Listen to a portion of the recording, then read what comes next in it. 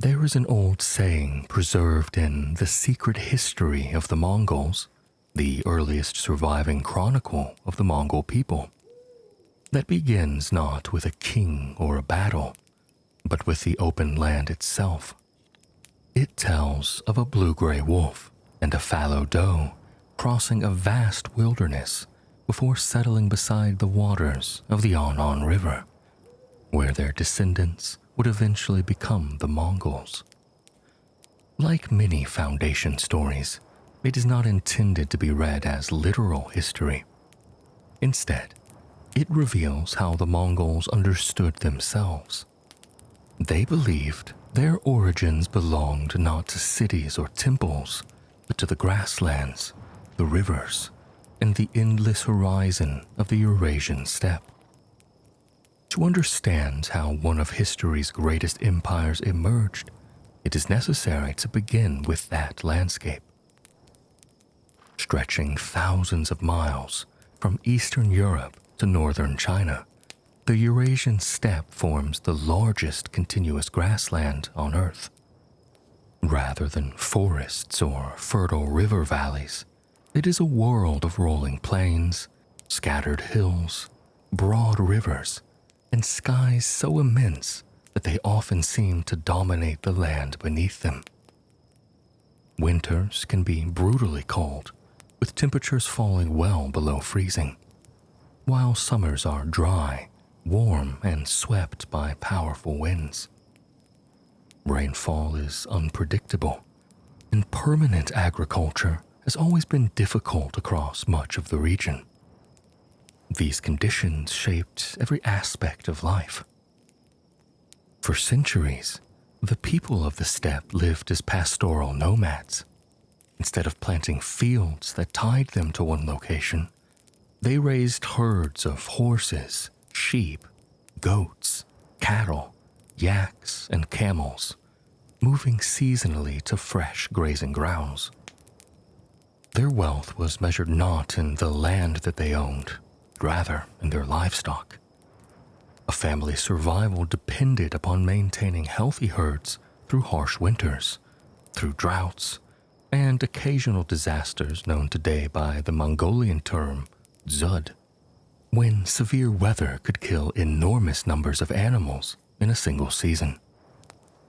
Movement became a necessity rather than a choice. Entire communities traveled together, transporting their homes across the grasslands. Their dwellings, known today as gurs or yurts, were marvels of practical engineering. A circular wooden frame supported thick layers of felt made from sheep's wool, creating shelters that could withstand bitter winters while remaining surprisingly cool during summer months. A skilled family could dismantle a gur, load it onto carts pulled by oxen or camel, and rebuild it in a matter of hours after reaching new pasture. Inside these homes, daily life revolved around the rhythms of the herd. Milk from mares became a lightly alcoholic drink called irag, still consumed in Mongolia today. Sheep provided meat, wool, and hides. Horses supplied transportation, military strength, and a source of fermented milk. Every animal served multiple purposes, and nearly every possession had to justify the effort required to carry it across hundreds of miles. Children learned responsibility almost as soon as they could walk. Young boys and girls herded livestock, rode horses, and developed skills that outsiders often found astonishing.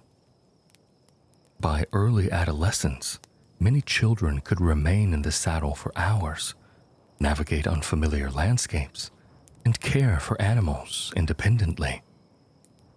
Riding became so deeply integrated into everyday life that many steppe people seemed almost inseparable from their horses in the eyes of foreign observers. The horse deserves special attention because no animal shaped Mongol history more profoundly. The horses of Mongolia, were relatively small by the standards of European war horses, yet they possessed remarkable endurance. They could survive on sparse grazing, they could tolerate severe weather, and travel extraordinary distances with little need for supplemental feed. Riders often maintained several horses, changing mounts throughout the day to preserve each animal's strength. This practice allowed steppe armies to move at speeds that astonished settled civilizations accustomed to slower logistics. But long before the Mongols conquered distant kingdoms, the horse had already transformed life upon the steppe. Travel became easier, communication extended farther, trade increased, tribal alliances expanded across greater distances. Warfare also evolved, favoring mobility over fixed defenses. Mounted archers could strike swiftly before disappearing beyond the horizon, forcing enemies into battles fought on unfamiliar terms. This environment produced a society whose political structures differed greatly from those of neighboring civilizations. There were no permanent capitals surrounded by stone walls. There were no hereditary bureaucracies administering large provinces. Authority rested instead upon networks of kinship, personal loyalty, and reputation. The basic social unit was the family, which belonged to a larger clan.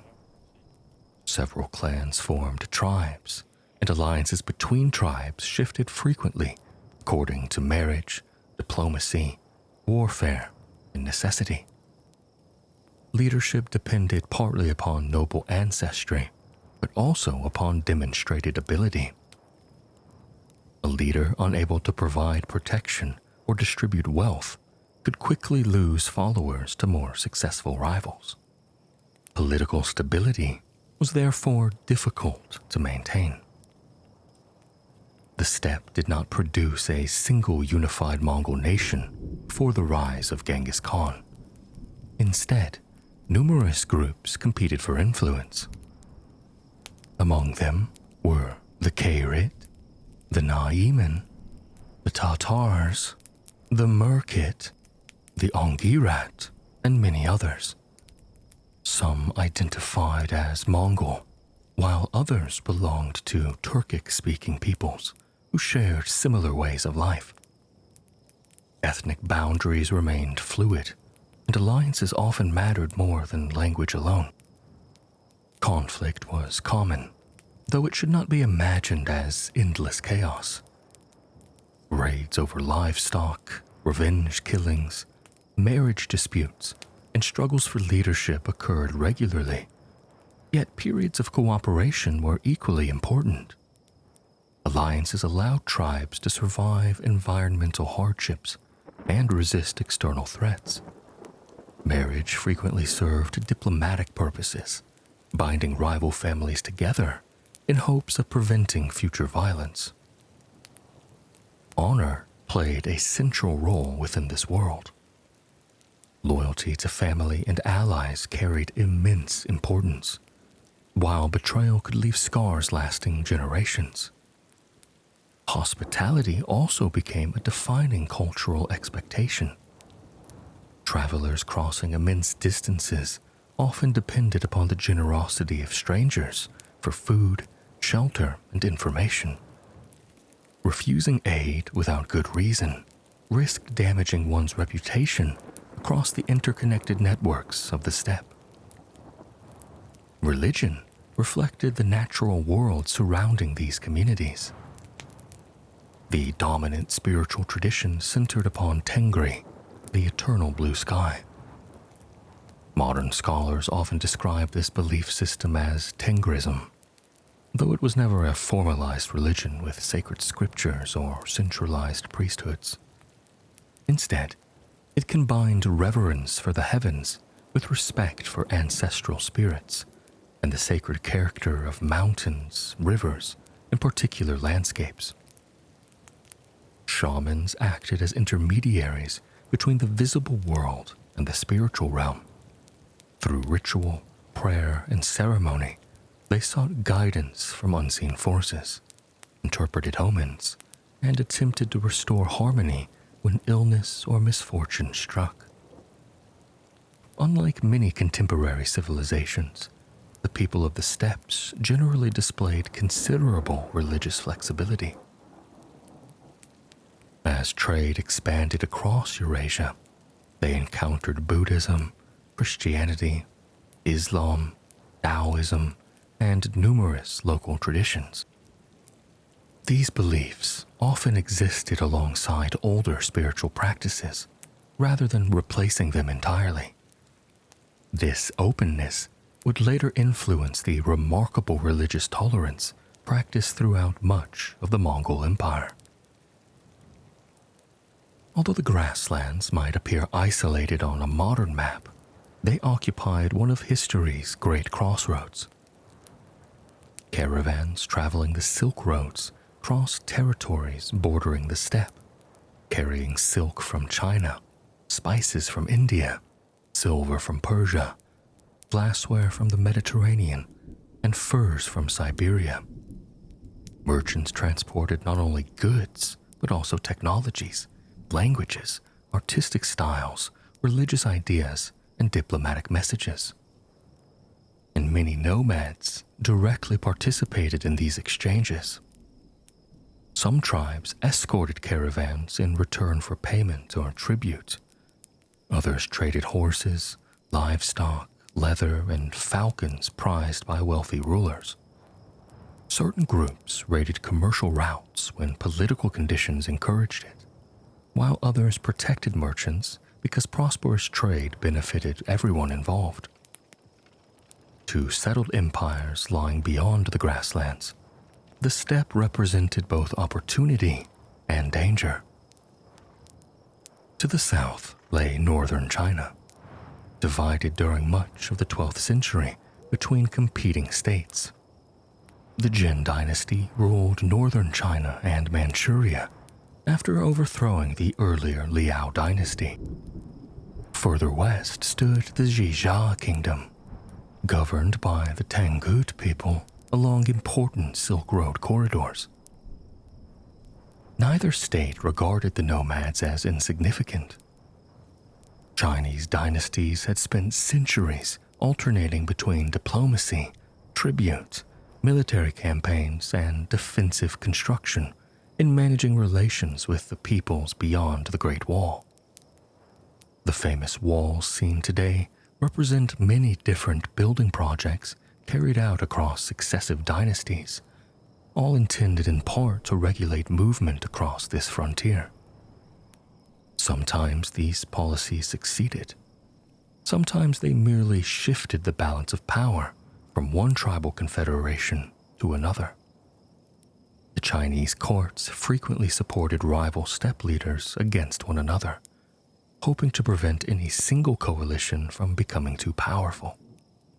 Gifts of silk, grain, titles, and trade privileges encouraged loyalty, while economic sanctions and military expeditions punished those who threatened imperial interests. These interventions often deepened existing rivalries.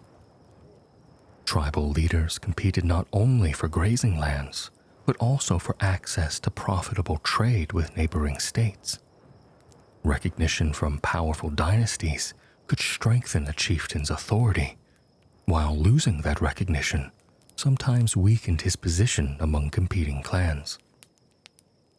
Further west, another significant power shaped Central Asia. The Kara Khitai, descendants of the Khitan people who had once ruled northern China, governed a vast realm stretching across parts of modern Kazakhstan, Kyrgyzstan, and western China. Their kingdom linked the eastern and western Silk Roads and influenced commerce throughout Central Asia. Beyond them rose the Khwarezmian Empire, whose wealthy cities connected Persia with the broader Islamic world. The future Mongol Empire would eventually confront all of these states. For now, however, the Mongols remained only one collection of tribes among many. It was into this complicated and often unstable world that a boy named Temüjin was born around the year 1162, though historians continue to debate the exact date. His birthplace is traditionally identified near the Onon River in northeastern Mongolia, a landscape of forests blending into open grasslands where rivers carved gentle paths through broad valleys. His father, Yasuge, belonged to the Borjigin clan and held influence among the Hamag Mongol Confederation, though he ruled nothing resembling a kingdom. His authority depended upon alliances, personal relationships, and military reputation, much like countless other chieftains scattered across the steppe. No one living at the time could have imagined how completely the balance of power would change within a single lifetime. The fragmented political world surrounding Temüjin had existed for generations. Rival clans continued their familiar struggles. Merchants followed ancient trade routes. Chinese dynasties watched the northern frontier with cautious attention. The grasslands seemed destined to remain divided, producing capable warriors but no lasting unity. The conditions that shaped this world had also prepared it for transformation. A society built upon mobility could move with astonishing speed once united. A culture that valued personal merits alongside noble birth could elevate extraordinary leaders when circumstances demanded them. The horse, the bow, the discipline of nomadic life, and generations of experience navigating one of Earth's harshest environments, it quietly assembled the foundations of a power unlike any the medieval world had yet witnessed. Before the century was over, the tribes of the steppe would become the rulers of the largest contiguous empire in human history. Around the year 1162, a boy named Temüjin entered the world along the banks of the Onon River in northeastern Mongolia.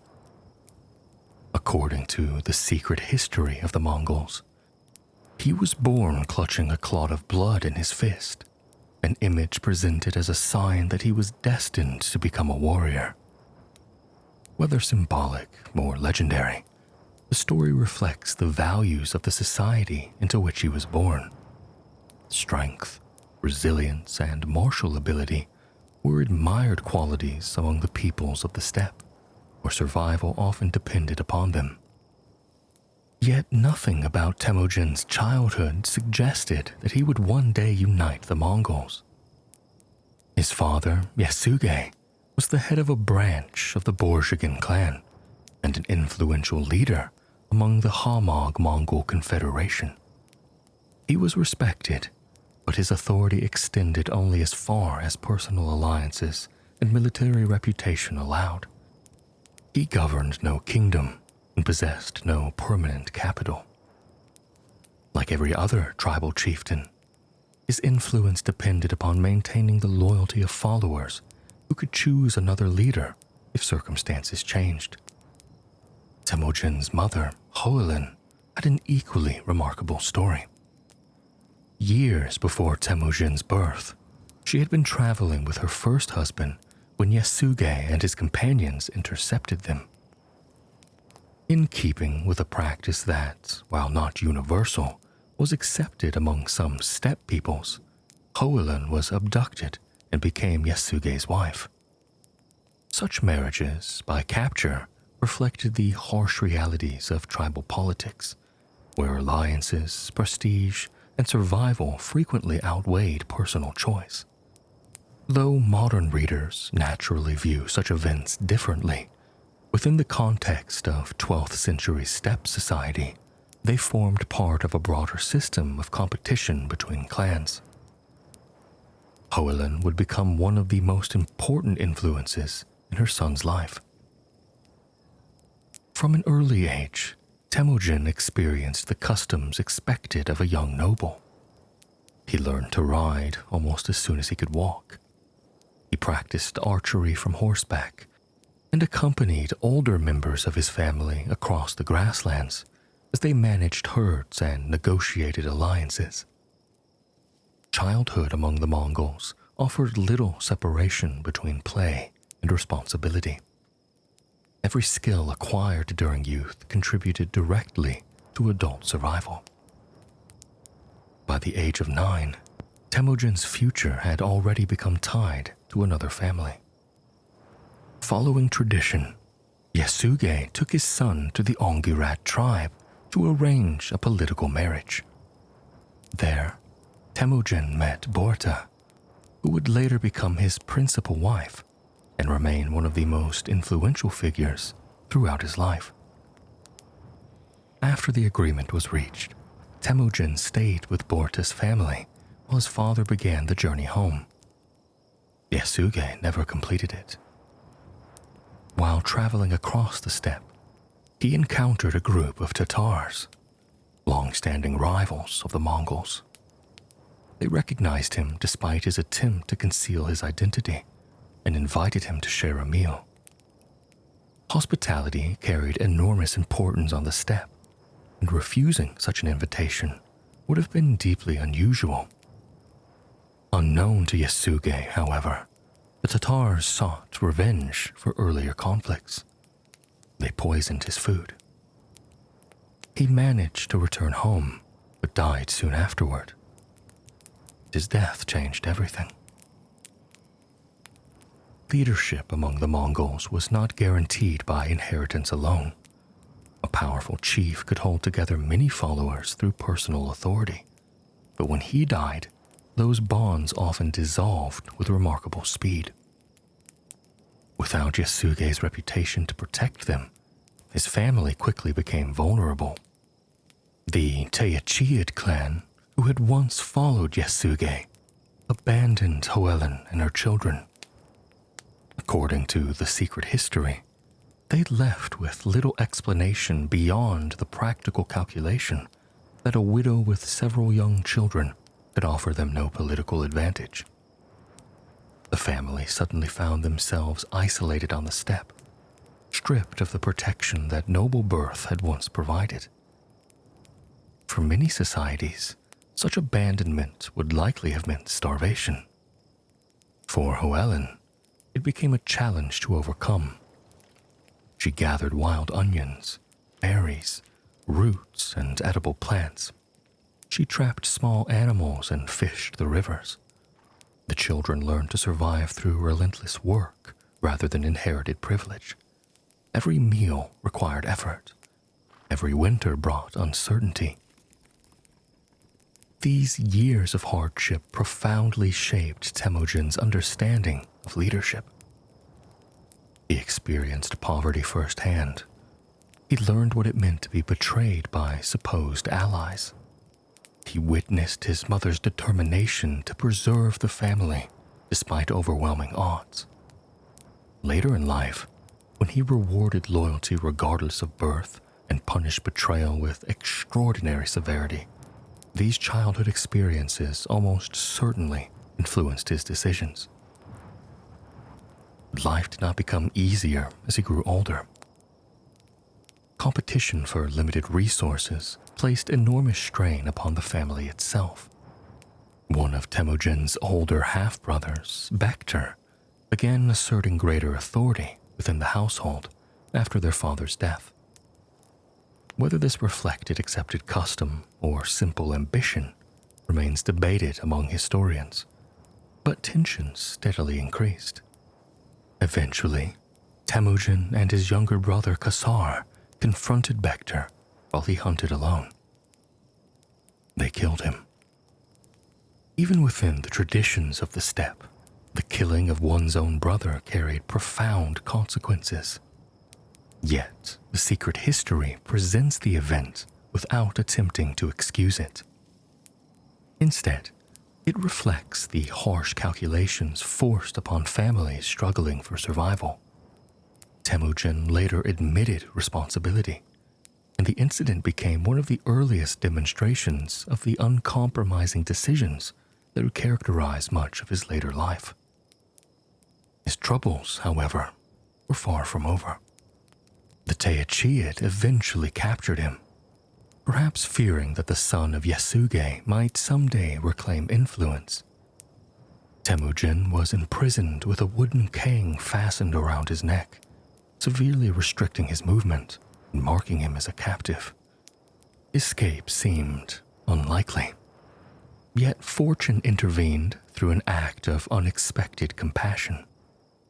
A guard named Sorkin Shira recognized the young prisoner's determination and chose to help him rather than deliver him back to captivity.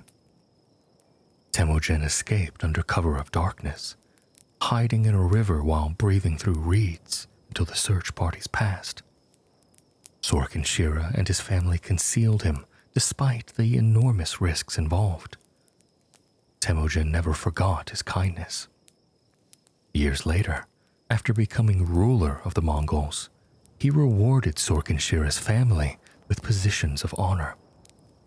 It was one of many examples demonstrating that gratitude remained one of the defining features of his leadership. Loyalty, whether offered by a noble or an ordinary herdsman, would receive recognition. The same principle applied in reverse. Betrayal would rarely receive forgiveness. As Temüjin reached adulthood, he began rebuilding the network of relationships his father had lost. He returned to the Ongirat and married Borta, fulfilling the agreement arranged years earlier. Their marriage strengthened his political standing while providing an enduring personal partnership. Contemporary sources suggest that Borta possessed considerable intelligence and influence, frequently advising her husband on matters of family and succession. Soon after their marriage, disaster struck once again. The Möngke tribe launched a raid against Temüjin's camp. Their motives were deeply rooted in the past. Years earlier, Yasuge had abducted Hoelin from a Möngke husband. The raid upon Borta represented an act of revenge carried across generations. Borta herself was captured. For Temüjin, recovering his wife would require allies. He turned first to Tuarul, better known in Chinese sources as Wang Khan, the respected ruler of the Kare tribe. Tuarul had once sworn friendship with Yasuge and honored that earlier relationship by supporting the young Temüjin. Temüjin also sought assistance from Jamukha. The two men had shared the traditional bond of Onda, often translated as blood brother. Among the peoples of the steppe, such a relationship created obligations nearly equal to kinship itself. Together, Temüjin, Tuarul, and Jamukha assembled a force that surprised the Möngke, defeated them, and rescued Borta. The campaign marked an important turning point. It demonstrated that Temüjin could inspire cooperation among powerful leaders, despite possessing relatively modest resources himself. His reputation began to grow, attracting followers who admired both his determination and his success. Yet success also planted the seeds of future conflict. As Temüjin's influence expanded, differences between him and Jamukha became increasingly difficult to ignore. Jamukha represented the traditional aristocracy of the steppe. He believed noble birth should determine authority. Temüjin, while himself born into a respected family, promoted individuals based upon ability rather than ancestry alone. Skilled warriors, loyal companions, and capable administrators found opportunities within his growing following, regardless of their origins. For ambitious commoners, this offered unprecedented possibilities. For many established nobles, it appeared deeply threatening.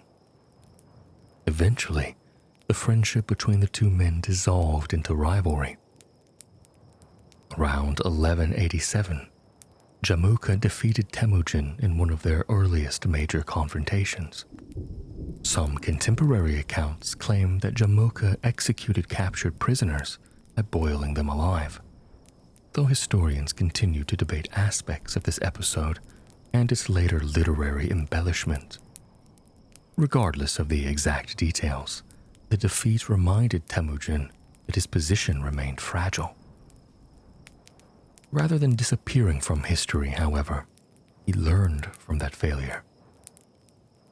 Over the years, he steadily expanded his support through diplomacy, military success, and careful distribution of rewards.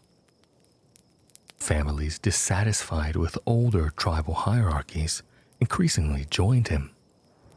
His camps became known as places where talent received recognition, and discipline was consistently enforced. By the end of the 12th century, the balance of power across the eastern steppe had begun to shift. Temüjin defeated the Tatars with assistance from the Jin dynasty, who sought to weaken their traditional enemies. After the victory, he made a decision that revealed both political calculation and ruthless pragmatism. Adult Tatar males judged tall enough to threaten future resistance were executed. Women and younger children were absorbed into Mongol society. Such actions reflected a pattern that would appear repeatedly throughout Mongol expansion. Entire communities that resisted could face devastating punishment, while those who submitted often found themselves incorporated into the growing confederation. Relations with Tuwa rule also deteriorated. Once a mentor and ally, Tuwa rule increasingly viewed Temüjin as a rival. Political intrigue, competing ambitions, and shifting alliances eventually led the Kharid ruler to turn against the young leader. The resulting conflict ended in decisive victory for Temüjin. And soon afterward came the final confrontation with Jamuka. Their last campaign represented more than a struggle between two individuals.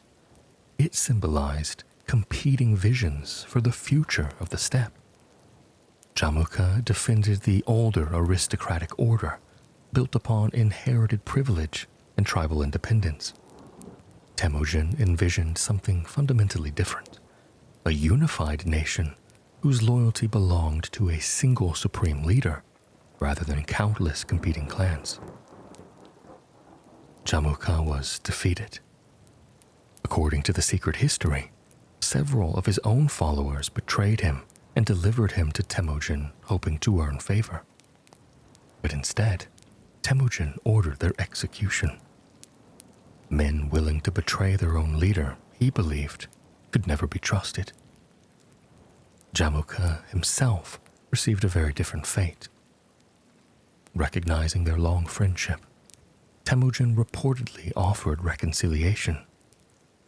Jamuka declined, accepting that only one of them could rule the steppe. At his own request, he was executed without the shedding of blood, a form of death considered honorable among Mongol nobles. With his greatest rivals defeated, Temüjin stood unrivaled across much of Mongolia. In the spring of 1206, leaders from the newly unified tribes gathered beside the Anon River for a great Kurultai, an assembly where major political decisions were traditionally made. Chieftains pledged their allegiance, victories were celebrated, and a new political order formally emerged. There, Temüjin received a new title. He became Genghis Khan, rendered in English as Genghis or Genghis Khan. The exact meaning of the title remains debated. Many historians interpret it as something akin to universal ruler or oceanic ruler, conveying authority that extended beyond individual tribes toward all peoples beneath the eternal blue sky. The title reflected a remarkable transformation. Only a few decades earlier, Temüjin had been an abandoned child struggling to survive with his widowed mother on the margins of steppe society. Now, he stood at the head of a united Mongol nation. Yet perhaps his greatest achievement was not the victories themselves, but the institutions created to preserve them. The tribal divisions that had long fractured the steppe were deliberately weakened. Families from different clans were reorganized into military units based on a decimal system of tens, hundreds, thousands, and 10,000s, known as tumens. This structure strengthened loyalty to the state rather than to individual tribal leaders. A growing body of customary law, remembered collectively as the Yasa, reinforced discipline throughout the new confederation. Although historians continue to debate exactly how much of the Yasa existed as a single written code, contemporary sources consistently describe Genghis Khan establishing legal principles that emphasized military discipline, loyalty, protection of envoys, regulation of hunting, and the orderly distribution of spoils.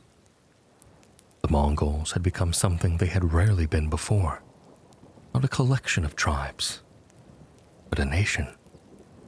And with that unity came possibilities that no ruler of the steppe had ever possessed. Beyond the grasslands lay wealthy kingdoms, ancient cities, and empires that had spent centuries believing the northern frontier could be managed through diplomacy, tribute, or defensive walls. And they were about to discover that the world beyond those frontiers had changed forever. When the great Kurultai gathered in 1206 to proclaim Genghis Khan ruler of a united Mongol nation, the moment represented far more than the conclusion of decades of tribal warfare.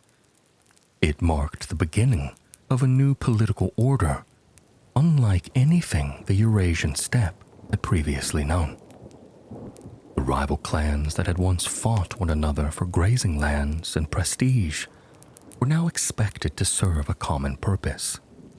Their loyalty belonged first to the Khan, and only second to their families or formal tribal identities. For the first time, the military strength of the eastern steppe could be directed outward. Genghis Khan did not immediately launch vast campaigns across Asia. His first priority was ensuring that the unity he had fought so hard to achieve would endure. The reforms introduced before his coronation continued to expand. Military organization became standardized. Officers were appointed according to merit rather than noble birth, and every victory strengthened confidence in the new system. The Mongol army itself deserves careful examination, for it became one of history's most effective military forces, not through superior numbers, but through discipline, organization, and mobility. Each soldier was expected to maintain multiple horses, allowing the army to travel extraordinary distances without exhausting its mounts. Fresh horses could replace tired ones several times during a day's march. This practice gave Mongol armies an operational range that often astonished settled civilizations, whose cavalry generally relied upon a single mount. The horses themselves required remarkably little. Rather than carrying wagon loads of grain, they grazed directly upon the grasslands whenever possible. During difficult campaigns, Mongol riders sometimes survived by drinking small quantities of blood from their horses without permanently harming the animals, supplementing their diet with dried meat, fermented mare's milk, and hard curds that could be carried for weeks. Such practices allowed armies to operate independently of lengthy supply trains that slowed most other medieval campaigns. Every Mongol warrior was also an accomplished horse archer. The principal weapon of the Mongol soldier was the composite bow, crafted from layers of wood, horn, and sinew. Though smaller than many simple wooden bows, its laminated construction generated remarkable power. Skilled archers could accurately strike targets while riding at full speed, firing in nearly every direction without slowing their horses. Training began during childhood. Long before joining an army, boys had spent years hunting across the steppe, learning patience, marksmanship, and horsemanship. Military service therefore refined abilities that had already formed part of everyday life. Discipline distinguished the Mongol army just as much as individual skill. The decimal organization established before Genghis Khan's coronation ensured that every soldier belonged to a clearly defined chain of command. Groups of 10 formed an arban. 10 arbans created a company of 100. 10 companies became a regiment of 1,000, while 10 regiments formed the famous tumen, theoretically consisting of 10,000 warriors. Responsibility flowed in both directions. If one soldier deserted during battle, the entire unit could face punishment. Likewise, officers were expected to care for the welfare and readiness of those under their command. Success depended upon cooperation rather than the heroics of any individual. Military intelligence also became a defining strength. Scouts often rode hundreds of miles ahead of the main army, mapping rivers, identifying water sources, measuring defensive positions, and gathering information from merchants or local inhabitants. Before major campaigns began, Genghis Khan frequently possessed a remarkably detailed understanding of his opponent's geography, politics, and internal divisions. Thus, diplomacy formed another essential weapon. The Mongols often offered cities and kingdoms a simple choice before battle began: submit peacefully, provide tribute, and accept Mongol authority, or resist and face war. Many communities surrendered without fighting, preserving both lives and property. Those that resisted successfully at first often encouraged others to do the same, making them examples of the consequences of defiance.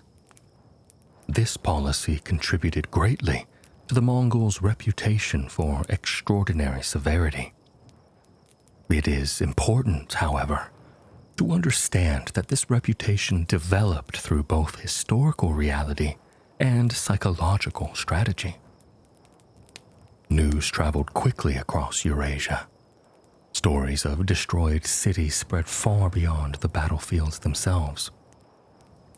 Whether every account was entirely accurate remains debated among historians, but the fear they generated often persuaded other settlements to surrender before Mongol armies even appeared.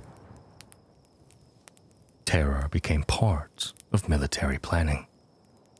In 1209, Genghis Khan turned his attention towards the Xizha kingdom. Located northwest of the Jin dynasty, Xizha controlled valuable trade routes linking China with Central Asia. The Tangut rulers had previously maintained complicated relations with the neighboring nomadic peoples, sometimes paying tribute and at other times resisting outside influence. The Mongols invaded after diplomatic tensions escalated. Although their first attempts to capture heavily fortified cities proved difficult, they adapted with remarkable speed. Nomadic armies traditionally excelled in open battle rather than siege warfare. Yet Genghis Khan demonstrated an unusual willingness to learn from conquered peoples. Chinese engineers captured during earlier campaigns were incorporated into the Mongol army. Specialists from Persia and Central Asia would later join them. These men brought knowledge of siege towers, traction trebuchets, battering rams, mining operations beneath city walls, and increasingly sophisticated methods for reducing fortified settlements. Rather than rejecting foreign expertise, the Mongols embraced it. This willingness to adopt useful innovations became one of the empire's greatest strengths. Zhizha eventually submitted, agreeing to provide tribute and military support. Though not yet fully annexed, the kingdom had become subordinate to Mongol authority. Genghis Khan next directed his attention toward a far greater challenge. The Jin dynasty ruled northern China, governing millions of people through an extensive bureaucracy inherited and adapted from earlier Chinese states. Their cities dwarfed anything found upon the steppe. Massive defensive walls protected agricultural regions whose wealth exceeded anything the Mongols had previously encountered. At first glance, the contest appeared deeply unequal. The Jin possessed larger populations, sophisticated fortifications, experienced administrators, and abundant agricultural resources. The Mongols possessed mobility. Genghis Khan understood that defeating the Jin in a single campaign would be impossible. Instead, he pursued a prolonged strategy of attrition. His cavalry repeatedly crossed the frontier, avoiding costly engagements whenever possible, while devastating the countryside, capturing livestock, disrupting supply lines, and forcing the Jin armies to respond across enormous distances. When opportunities arose, fortified cities were isolated rather than immediately assaulted. The campaign unfolded over many years. But victory did not come through one decisive battle. Rather, it came through sustained pressure combined with growing Mongol expertise in siege warfare. As Mongol armies advanced deeper into northern China, they encountered landscapes unlike the open grasslands they knew so well. Fields stretched across fertile plains. Canals connected prosperous towns. Large cities housed merchants, artisans, scholars, and officials whose daily lives differed profoundly from those of the nomads. Many Chinese artisans, engineers, physicians, and administrators entered Mongol service after surrendering. Genghis Khan recognized that conquest alone could not govern an empire. Skilled individuals possessed value regardless of their cultural background. This principle appeared repeatedly throughout his reign. Craftsmen were often spared during conquests because their knowledge strengthened the growing empire. Engineers improved siege capabilities. Physicians treated wounded soldiers. Scribes managed increasingly complex records. Metalworkers produced weapons and armor. Knowledge itself became another resource to acquire. The Mongol Empire grew not only by conquering territory, but by absorbing its expertise. Perhaps no campaign better illustrates both the strengths and devastating consequences of Mongol warfare than the invasion of the Khwarezmian Empire. At the beginning of the 13th century, Khwarezm stood among the wealthiest states in the Islamic world. Its territory stretched across much of modern Uzbekistan, Turkmenistan, Iran, and neighboring regions. Great cities such as Bukhara, Samarkand, and Urgench flourished through trade along the Silk Roads. Initially, Genghis Khan sought peaceful commercial relations. He dispatched a large caravan of merchants carrying valuable goods into Khwarezmian territory. When the caravan reached the city of Otrar in 1218, the local governor accused the merchants of espionage. Whether these suspicions possessed any foundation remains uncertain. The governor seized the caravan. Its members were executed, their goods confiscated. Rather than declaring immediate war, Genghis Khan attempted diplomacy. He sent 3 ambassadors to Shah Muhammad II, demanding that the governor be punished and compensation provided. The Shah made a very different decision. One ambassador was executed. The others were humiliated, reportedly having their beards shaved before being sent home. Across much of the medieval world, ambassadors enjoyed protected status regardless of political tensions. Among the Mongols, harming an envoy represented an especially grave violation. Genghis Khan now viewed war as unavoidable. In 1219, one of history's most remarkable military campaigns began. Rather than advancing along a single predictable route, Mongol forces divided into multiple independent armies capable of operating hundreds of miles apart while maintaining coordinated objectives. Their speed repeatedly confused Khwarezmian commanders who struggled to determine where the main attack would fall. The Shah attempted to defend every major city simultaneously, and this proved disastrous. Instead of concentrating his armies, he dispersed them across hundreds of miles, allowing the Mongols to defeat each garrison individually. City after city fell. Bukhara surrendered after a determined resistance. According to later Persian chroniclers, Genghis Khan addressed the city's inhabitants from the mosque, declaring that had they not committed great sins, heaven would not have sent such punishment upon them. Whether the speech survives exactly as delivered cannot be known, yet it reflects how contemporaries understood the conquest. Samarkand resisted somewhat longer. Its defenders included war elephants acquired through earlier campaigns in Central Asia, though these proved ineffective against the highly mobile Mongol cavalry.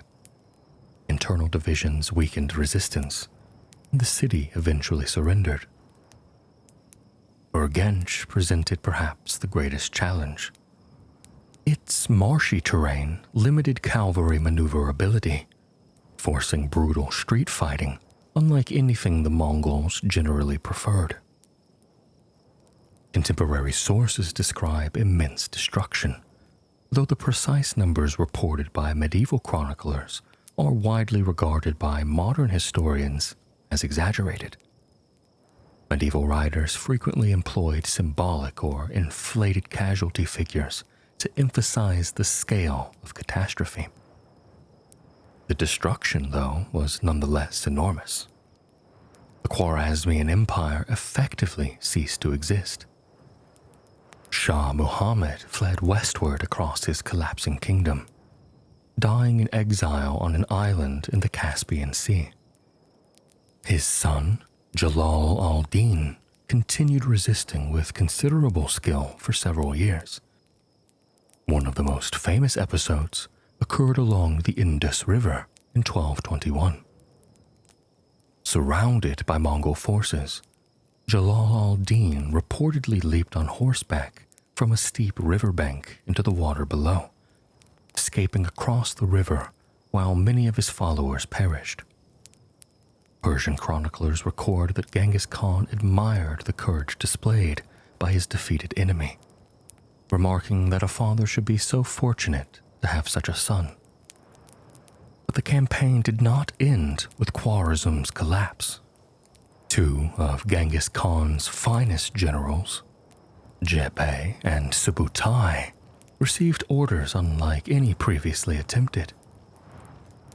Rather than returning directly home, they embarked upon a vast reconnaissance expedition around the Caspian Sea.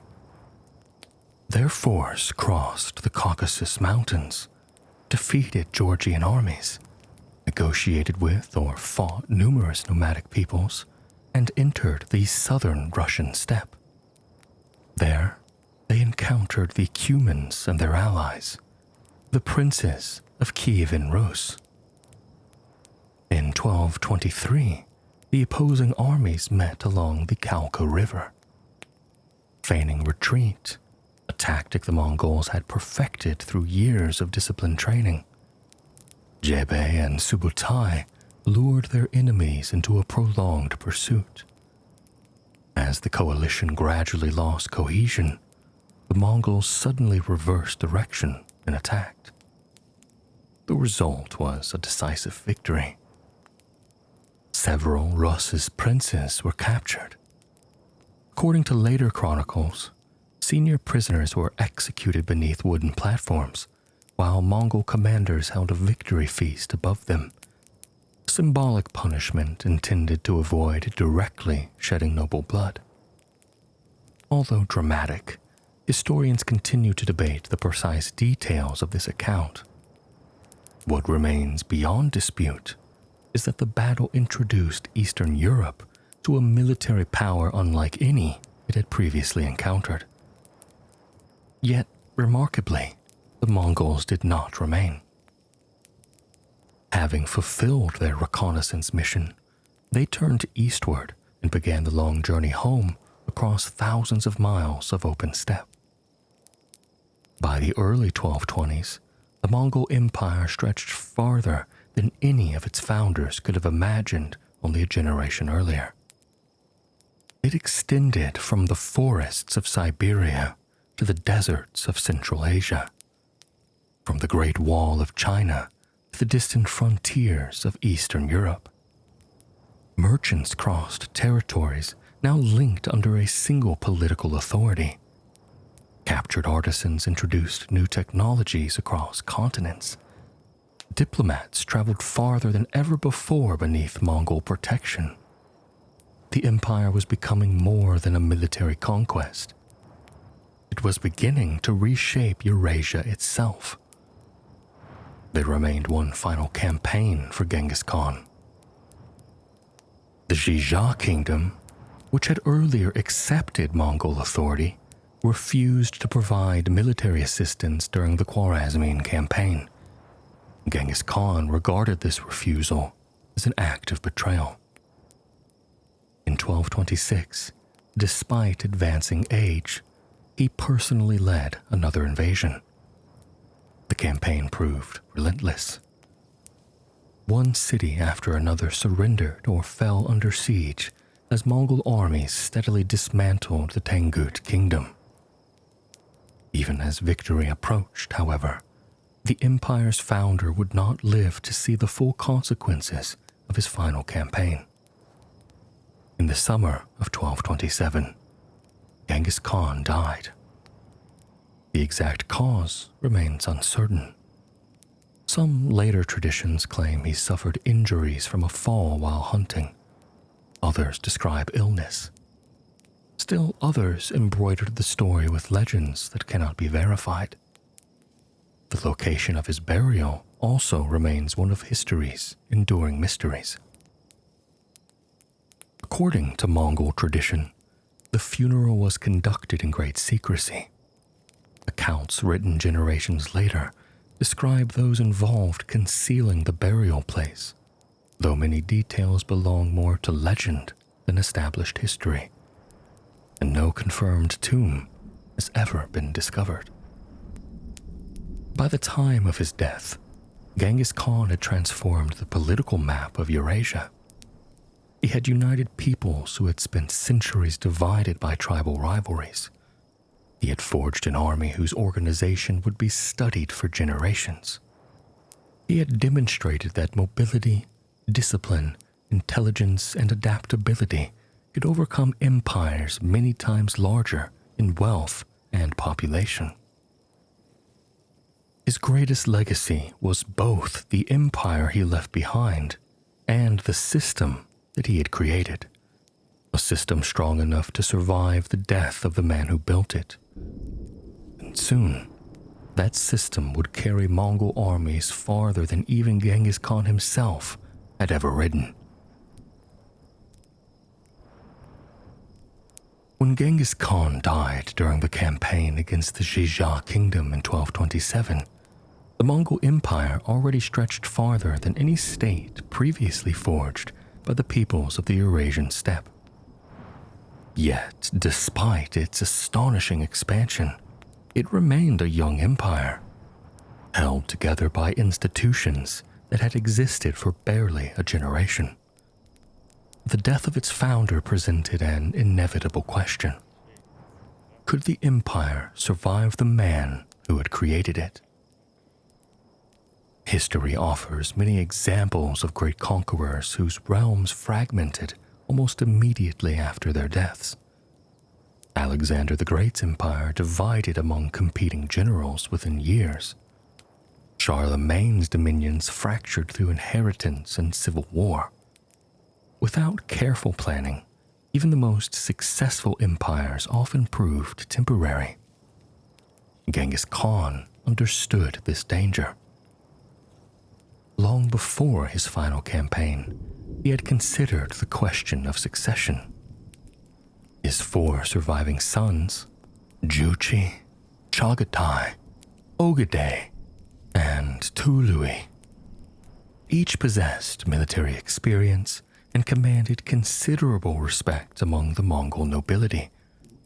They also differed greatly in personality and political outlook. Juche, the eldest, had become an accomplished commander during the Western campaigns. Yet, questions surrounding his parentage complicated his position. Because Borta had been held captive by the Merkits shortly before his birth, some rivals quietly questioned whether Juche had actually truly been Genghis Khan's biological son. Genghis himself publicly rejected these doubts and consistently recognized Juche as his legitimate heir. Even so, the whispers never entirely disappeared and created lasting tension within the imperial family. Chagatai possessed a fierce temperament and an unwavering commitment to Mongol law and tradition. He frequently clashed with Juche, and their rivalry became increasingly difficult to ignore. Tului, the youngest, earned admiration as an exceptionally capable military commander and remained deeply trusted by his father. Between these strong personalities stood Ogedei.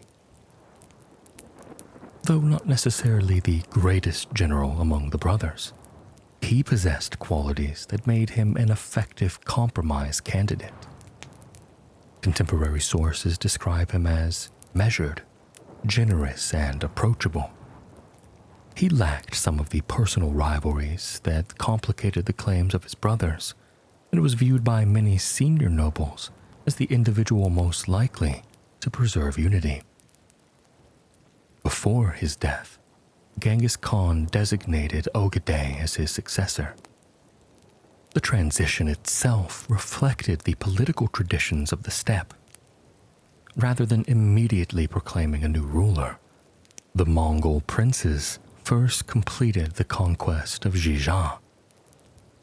Only afterward did preparations begin for another great Kurultai, where the empire's leading nobles would formally confirm the succession. The gathering took place in 1229. Representatives from across the expanding empire assembled to affirm Ogedei's authority as Great Khan. Although modern monarchies often treat succession as automatic, the Kurultai served an essential constitutional function within Mongol political culture. Even the chosen heir required public recognition from the leading members of the imperial family and military aristocracy.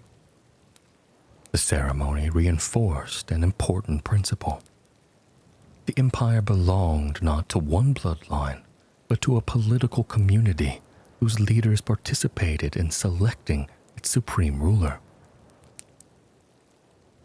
Ogedei inherited far more than conquered territory. He inherited an administrative system still in the process of being built. The empire now stretched across multiple climates, languages, religions, and economic systems. Nomadic herders lived beside Chinese farmers, Persian merchants, Central Asian artisans, and countless other peoples whose customs differed dramatically from those of the Mongol homeland. Military conquest had created this vast realm.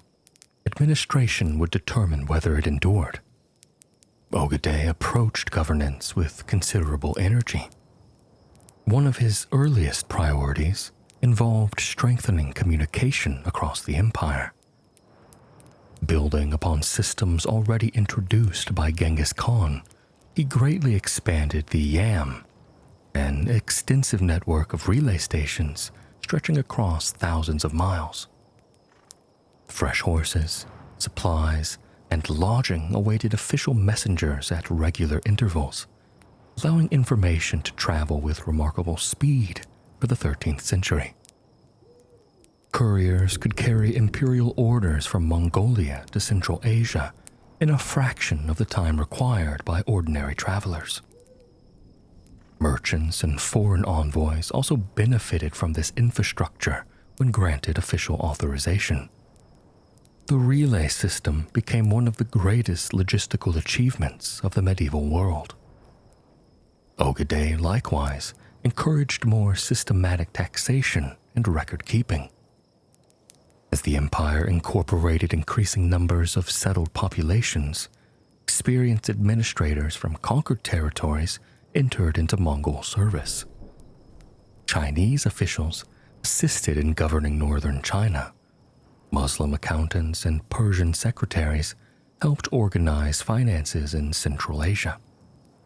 Rather than replacing local expertise, the Mongols frequently adapted existing administrative practices while maintaining overall political authority. The empire remained distinctly Mongol. Its government, however, became international. While these reforms strengthened internal administration, military expansion continued almost without interruption. The Jin dynasty remained the empire's principal eastern opponent. Although Genghis Khan had inflicted severe damage during earlier campaigns, the dynasty continued resisting from heavily fortified cities throughout northern China. Ogedei intended to finish what his father had begun. The campaign combined overwhelming military pressure with sophisticated siege operations. Chinese engineers worked alongside Mongol commanders, employed trebuchets, catapults, mining tunnels, and other techniques refined through decades of warfare. One city after another gradually fell. And in 1234, the Jin dynasty finally collapsed. Its destruction marked the end of a state that had dominated northern China for more than a century. This victory carried an enormous significance. Northern China possessed fertile agricultural lands capable of supporting millions of people. Its cities contained workshops, foundries, scholars, bureaucrats, and commercial networks far beyond anything the Mongols had previously governed. Incorporating this region transformed the empire from a predominantly nomadic power into one ruling some of the wealthiest urban societies in Eurasia. But not every frontier required immediate conquest. To the east, the Korean kingdom of Goryeo presented a different challenge. Repeated Mongol invasions beginning in 1231 forced the Korean court into prolonged resistance. Rather than seeking decisive open battles, Korean forces often withdrew behind fortified positions or relocated the royal court to Ganghwa Island, whose surrounding waters complicated Mongol operations. The conflict continued intermittently for decades.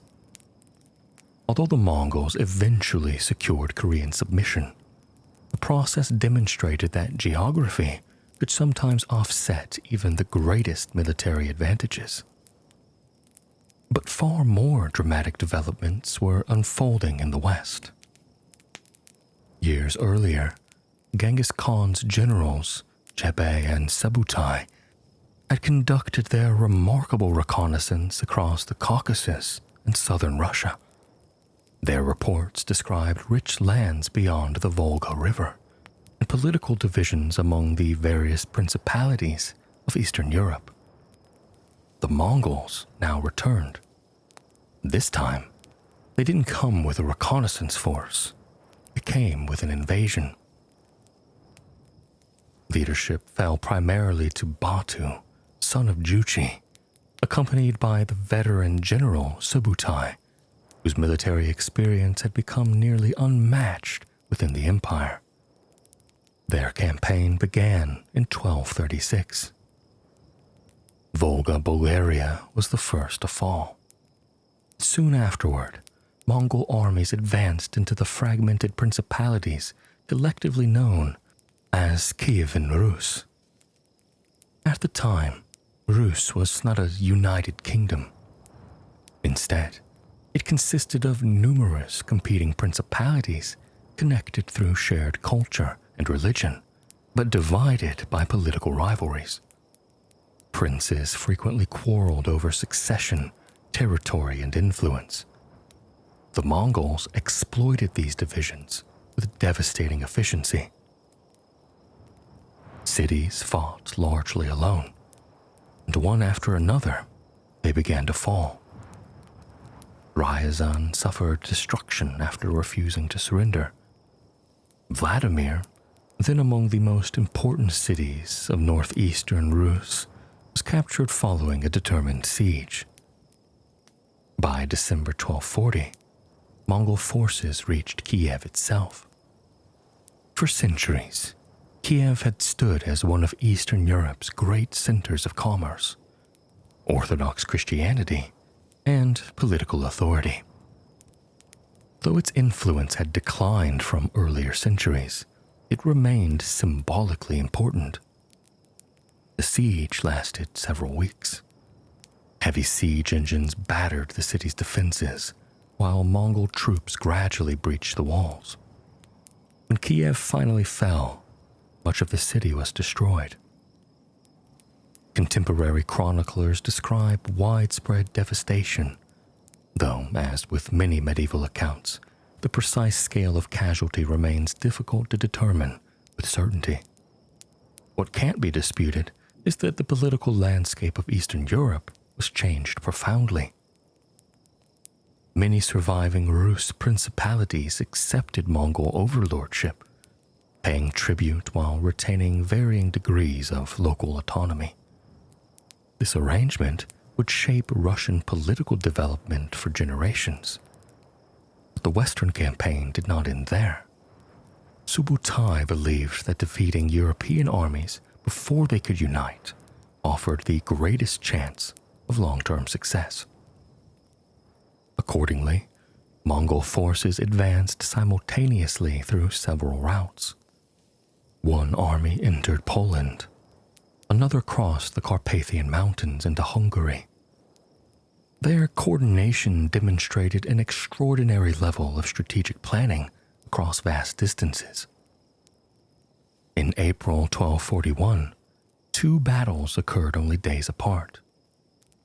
Near the town of Legnica in present-day Poland, a Mongol force defeated a coalition including Polish, German, and military-order troops. Duke Henry II of Silesia died during the fighting, ending hopes of organized regional resistance. A few days later came the far larger confrontation.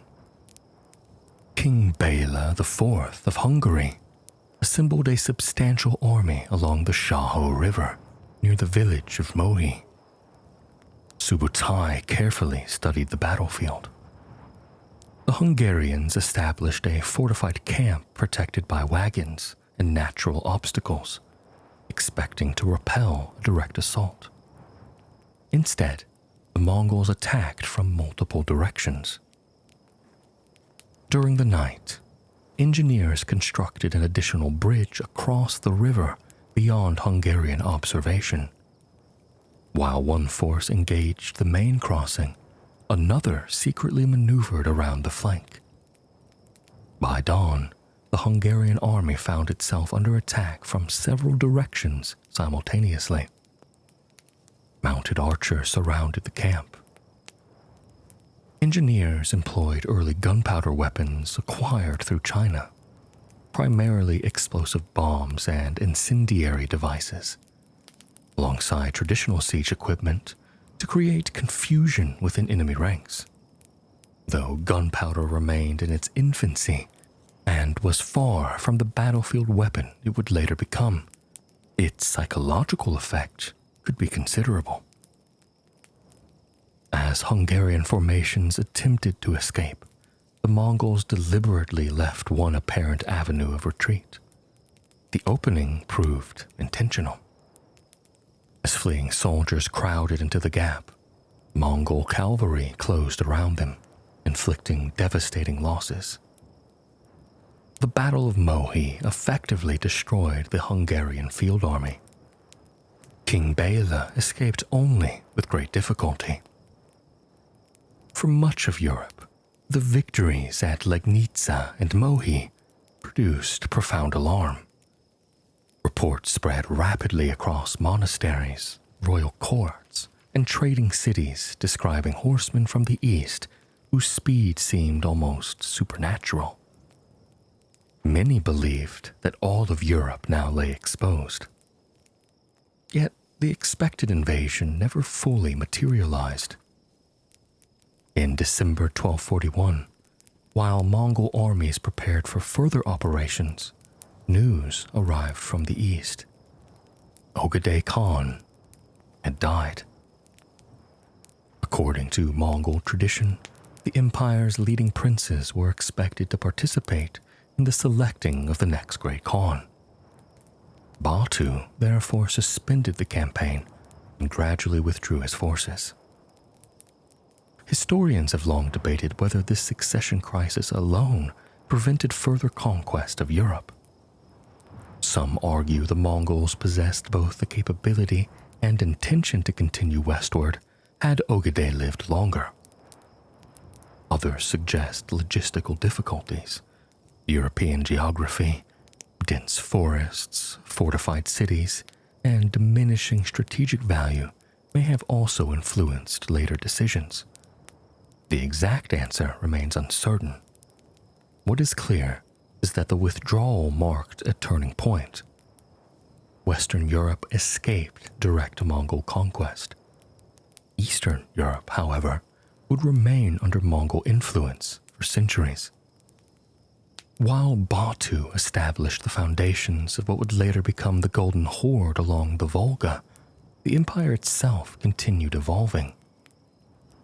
One visible symbol of this transformation stood deep within the Mongolian steppe, Karakorum. Although the Mongols remained fundamentally mobile, every empire required administrative centers. Under Ogedei, Karakorum expanded into a genuine capital. Foreign travelers who later visited the city described bustling markets filled with merchants from Persia, China, Russia, and Central Asia. Workshops produced metalwork, ceramics, textiles, and luxury goods. Temples belonging to Buddhists stood alongside mosques, Christian churches, and shrines dedicated to traditional Mongol beliefs. The city reflected the remarkable diversity of the empire itself. Its population spoke many languages, Its artisans came from distant lands. Its officials represented numerous cultures serving a single imperial administration. Even so, Karakorum never resembled the ancient capitals of China or Persia. The Mongol elite continued spending much of their lives in great felt tents erected outside the city walls during favorable seasons. The traditions of the steppe remained deeply embedded within imperial life, despite the increasing complexity of governance. By the time Ogedei's reign came to an end, the Mongol Empire had reached heights few could have imagined only decades earlier. From Korea to the borders of Germany, from Siberia to northern Persia, no empire had ever connected so much of Eurasia beneath one political authority. Yet this astonishing expansion introduced new challenges that military victories alone could not solve. The empire had grown too large to be governed solely through conquest. Its future would depend upon balancing the traditions of the Mongolian steppe with the demands of ruling millions of people whose worlds differed profoundly from the one where Genghis Khan had first learned to ride beneath the endless blue sky. By the middle of the 13th century, the Mongol Empire had expanded beyond anything earlier generations could have ever imagined. Riders carrying the authority of the Great Khan could travel from the forests of Eastern Europe to the shores of the Yellow Sea without ever leaving territory governed by Mongol rulers or their representatives. The empire stretched across deserts, mountain ranges, fertile river valleys, grasslands, and great cities that had existed for thousands of years before the first Mongol tribes united beneath Genghis Khan. Conquest had created an enormous realm. The greater challenge now lay in governing it. For many historians, this period represents one of the most fascinating chapters in Eurasian history. While warfare had established Mongol dominance, the decades that followed witnessed something equally remarkable. Across lands that had previously been divided by competing kingdoms, trade became more secure, communication became faster, and ideas traveled with unprecedented freedom. Although conflict certainly did not disappear, much of Eurasia entered an era modern scholars often call the Pax Mongolica, or the Mongol Peace. The phrase deliberately echoes the later Pax Romana of the Roman Empire. It does not suggest that life was peaceful everywhere, or that warfare ceased altogether. Rather, it describes the relative stability created by unified political authority across an immense geographical area. Caravans could travel farther with greater confidence. Diplomats crossed continents that had once been fragmented by hostile borders. Merchants encountered fewer competing tolls and safer roads than many had known before. For perhaps the first time in history, much of Eurasia functioned as a loosely connected political and economic system. Maintaining such a vast empire required administration unlike anything the Mongols had previously attempted. Although the Great Khan remained the supreme authority, day-to-day governance depended upon an increasingly sophisticated bureaucracy. Rather than replacing every existing institution, the Mongols frequently adapted local administrative traditions. Chinese officials continued managing agricultural taxation in northern China. Persian secretaries oversaw financial records in Central Asia. Muslim accountants, Uyghur scribes, and Chinese engineers all served within the imperial government. Competence mattered more than origin. This principle, established by Genghis Khan and continued by his successors, distinguished the Mongol Empire from many earlier states. Loyalty remained essential, but ability often outweighed ethnicity. A Persian administrator might supervise tax collection in one province, while a Chinese engineer designed siege equipment for campaigns hundreds of miles away. The empire became remarkably cosmopolitan. Its rulers themselves remained culturally Mongol, yet they governed through cooperation with peoples representing dozens of languages, religions, and traditions. And communication formed the backbone of this system. The Yam network, expanded considerably under Ogedei Khan, became one of the medieval world's greatest logistical achievements. Relay stations stood at regular intervals across major routes, often 20 to 30 miles apart, depending upon terrain. Each station maintained fresh horses, provisions, accommodations, and supplies for official travelers. Messengers carrying imperial orders could change horses several times each day. A dispatch that might previously have required months to cross Asia could now arrive in a matter of weeks. Foreign diplomats marveled at the efficiency of the system. Some compared it to an empire whose roads never truly ended. The Yam also supported merchants and travelers granted official authorization through special passports known as pesa. Usually made from metal, these tablets identified the bearer as someone traveling under imperial protection. Depending upon the holder's status, they could provide access to fresh horses, food, lodging, and assistance from local officials.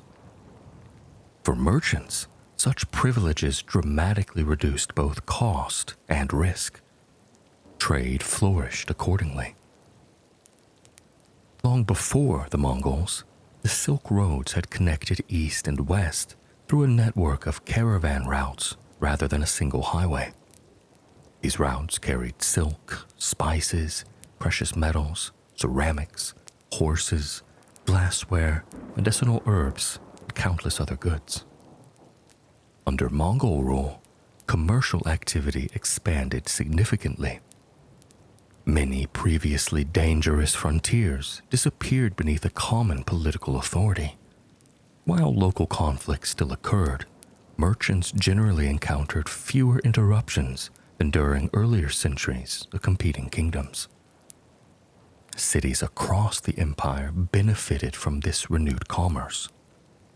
Samarkand regained prosperity after recovering from the devastation of conquest.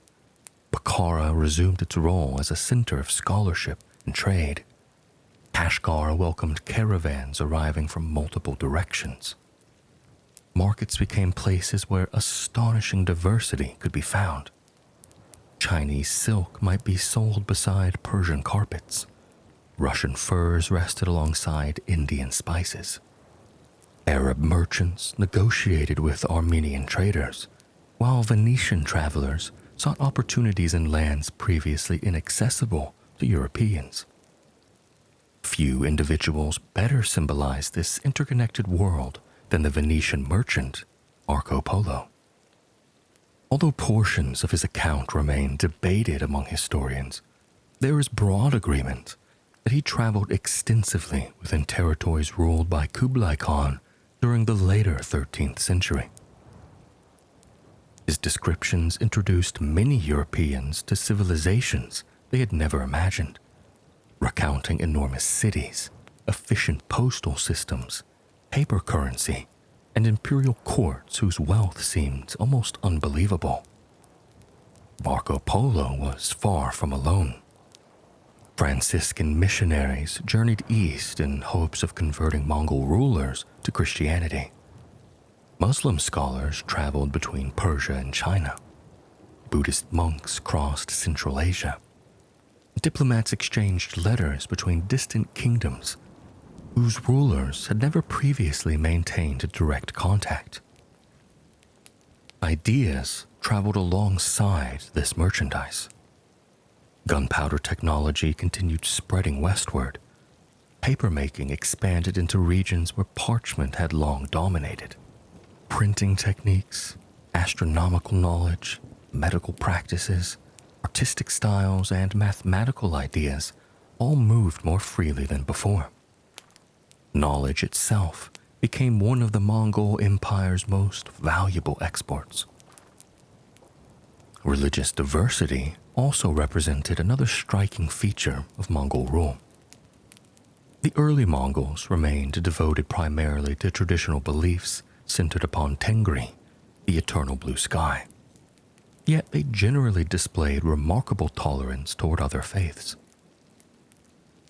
Throughout the empire, one could find Buddhist temples, Muslim mosques, Nestorian Christian churches, Taoist monasteries, and Jewish communities existing within territories governed by Mongol authorities. This tolerance emerged partly from practical politics. The Mongols rarely demanded religious conversion from conquered peoples. Instead, they generally expected loyalty, tribute, and political obedience. A person's faith mattered far less than whether they recognized Mongol authority. Religious leaders often received tax exemptions and official protection. As a result, conversations between scholars of different traditions became quite common. Persian physicians exchanged medical knowledge with Chinese practitioners. Islamic astronomers collaborated with scholars from East Asia. Translators rendered scientific texts into multiple languages. The empire became a conduit through which intellectual traditions met one another. Daily life, however, varied enormously depending upon where one lived. For a Mongol family upon the steppe, much remained familiar. Seasonal migrations continued. Livestock remained the foundation of wealth. Children learned riding, archery, and herding, just as their ancestors had done. The Felt-Gur continued serving as the principal home of nomadic households. Even members of the imperial family frequently preferred tents to permanent palaces during favorable seasons. Elsewhere, life looked entirely different. Chinese farmers cultivated rice and wheat across carefully irrigated fields. Persian craftsmen worked in urban workshops, producing textiles, metalwork, and ceramics. Russian peasants tended forests and grain fields under local princes, who now paid tribute to their Mongol overlords. Rather than attempting to force all subjects into a single way of life, the Mongols generally allowed local customs to continue. Taxes mattered far more than cultural uniformity. Taxation itself became very organized. Officials conducted censuses throughout many conquered territories, recording populations, livestock, agricultural production, and commercial activity. Such information enabled more regular assessment of tribute while helping administrators understand the resources available within each province. The census could prove unpopular. Many communities feared that accurate population records would lead to heavier taxation or military conscription. Nevertheless, systematic record-keeping became essential for governing an empire of an unprecedented scale. The Mongols also placed considerable value upon artisans. During earlier campaigns, skilled craftsmen had often been separated from general populations and relocated elsewhere within the empire. While such forced movement represented a painful experience for many individuals, it also contributed to remarkable exchanges of technical knowledge. A metalworker captured in northern China might later establish workshops in Central Asia. Persian architects designed buildings in Mongolia. Chinese engineers supervised hydraulic projects thousands of miles from their birthplace. These movements gradually blended artistic traditions across Eurasia. Military organization likewise evolved during this period. Although conquest slowed in some regions, the empire continued maintaining large standing forces prepared for future campaigns. Soldiers remained disciplined through regular training, hunting expeditions that doubled as military exercises, and strict enforcement of established regulations. The great hunts held by the Mongol elite served purposes extending beyond recreation. Thousands of riders surrounded enormous areas, gradually driving game toward the center. Participants practiced communication, coordination, discipline, and maneuvering on a massive scale. The exercise resembled military operations closely enough that commanders could evaluate their officers' performance under realistic conditions. Justice also occupied an important place within Mongol imperial administration. Although historians continue debating the exact nature of the yasa, numerous contemporary sources describe laws emphasizing discipline, theft prevention, protection of envoys, regulation of hunting, and punishment for insubordination. Merchants benefited from particularly severe penalties imposed upon banditry. Protecting commerce strengthened the empire itself. For ordinary travelers, this often meant roads that were considerably safer than before. But not everyone prospered equally beneath Mongol rule. Heavy taxation burdened some farming communities. Certain conquered populations experienced forced labor or relocation. Military campaigns continued along various frontiers, bringing hardship to regions caught in their path. The benefits of imperial stability existed alongside the realities of conquest. Both formed essential parts of the historical record.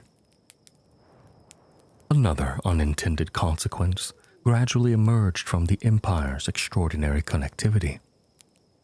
As merchants, soldiers, pilgrims, and diplomats traveled farther than ever before, diseases traveled with them.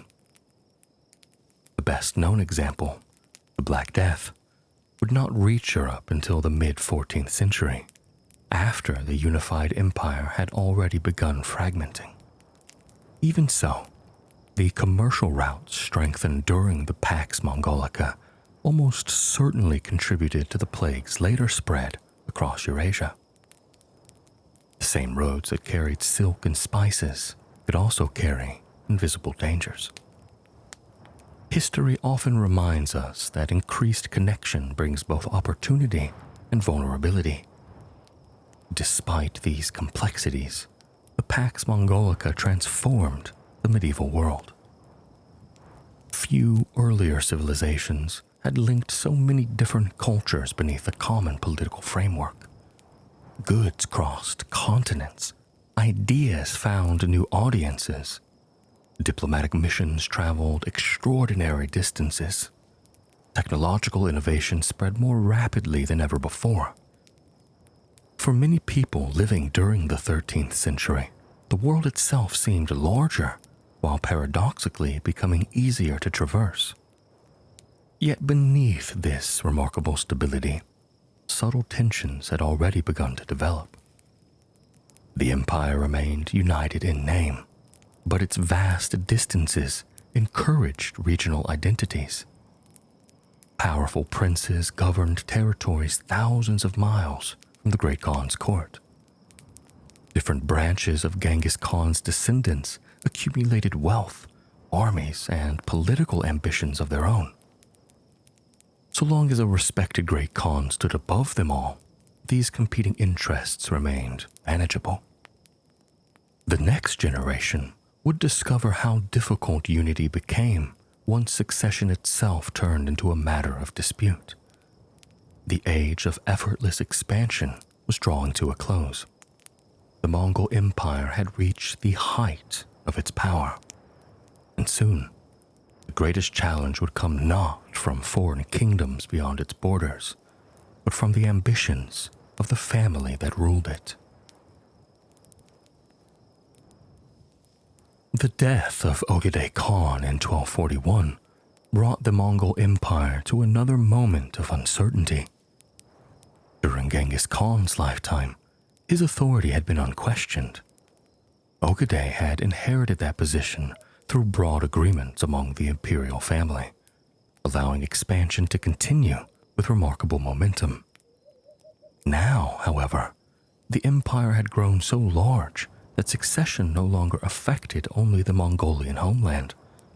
It influenced governors in China, merchants in Persia, princes along the Volga, and commanders stationed thousands of miles apart. The question of who would become Great Khan had become a question about the future of Eurasia itself. As tradition required, the leading members of the imperial family gathered for another Kurultai. Yet unlike earlier assemblies, consensus proved difficult to achieve. Ogedei's widow, Temüjin Khatun, assumed the role of regent while succession remained unresolved. Her position reflected an often overlooked aspect of Mongol political life. Women of the imperial family frequently exercised substantial authority, especially during periods between reigns. They managed courts, supervised diplomatic affairs, distributed patronage, and sometimes directed imperial policy for years at a time. Temüjin proved particularly capable.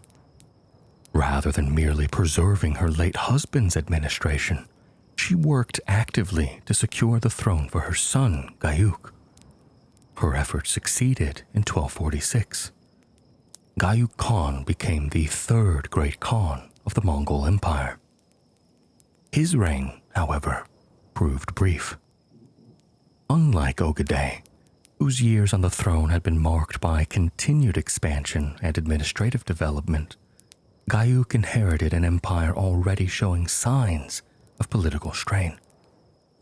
Different branches of Genghis Khan's descendants had begun establishing power bases within their own territories. While they still acknowledged the authority of the Great Khan, regional interests shaped their decisions. One relationship in particular steadily grew more hostile. Batu Khan, ruler of the western territories conquered during the European campaigns, had emerged as one of the empire's most powerful princes. As the son of Juche, he commanded enormous military resources across the Volga steppe and maintained considerable influence over the lands that would later become known as the Golden Horde. Relations between Batu and Gayuk had long been tense. Disagreements dating back to the Western campaigns continue to position their interactions. Contemporary sources describe insults exchanged during military councils and competing claims to prestige within the imperial family. Although medieval chroniclers occasionally dramatized these confrontations, the underlying political rivalry is well established. By 1248, Gayuk had begun traveling westward with an army. Whether he intended to confront Batu directly remains uncertain. Some historians believe negotiations were still possible, while others argue that civil war had become all more likely. The question was never answered.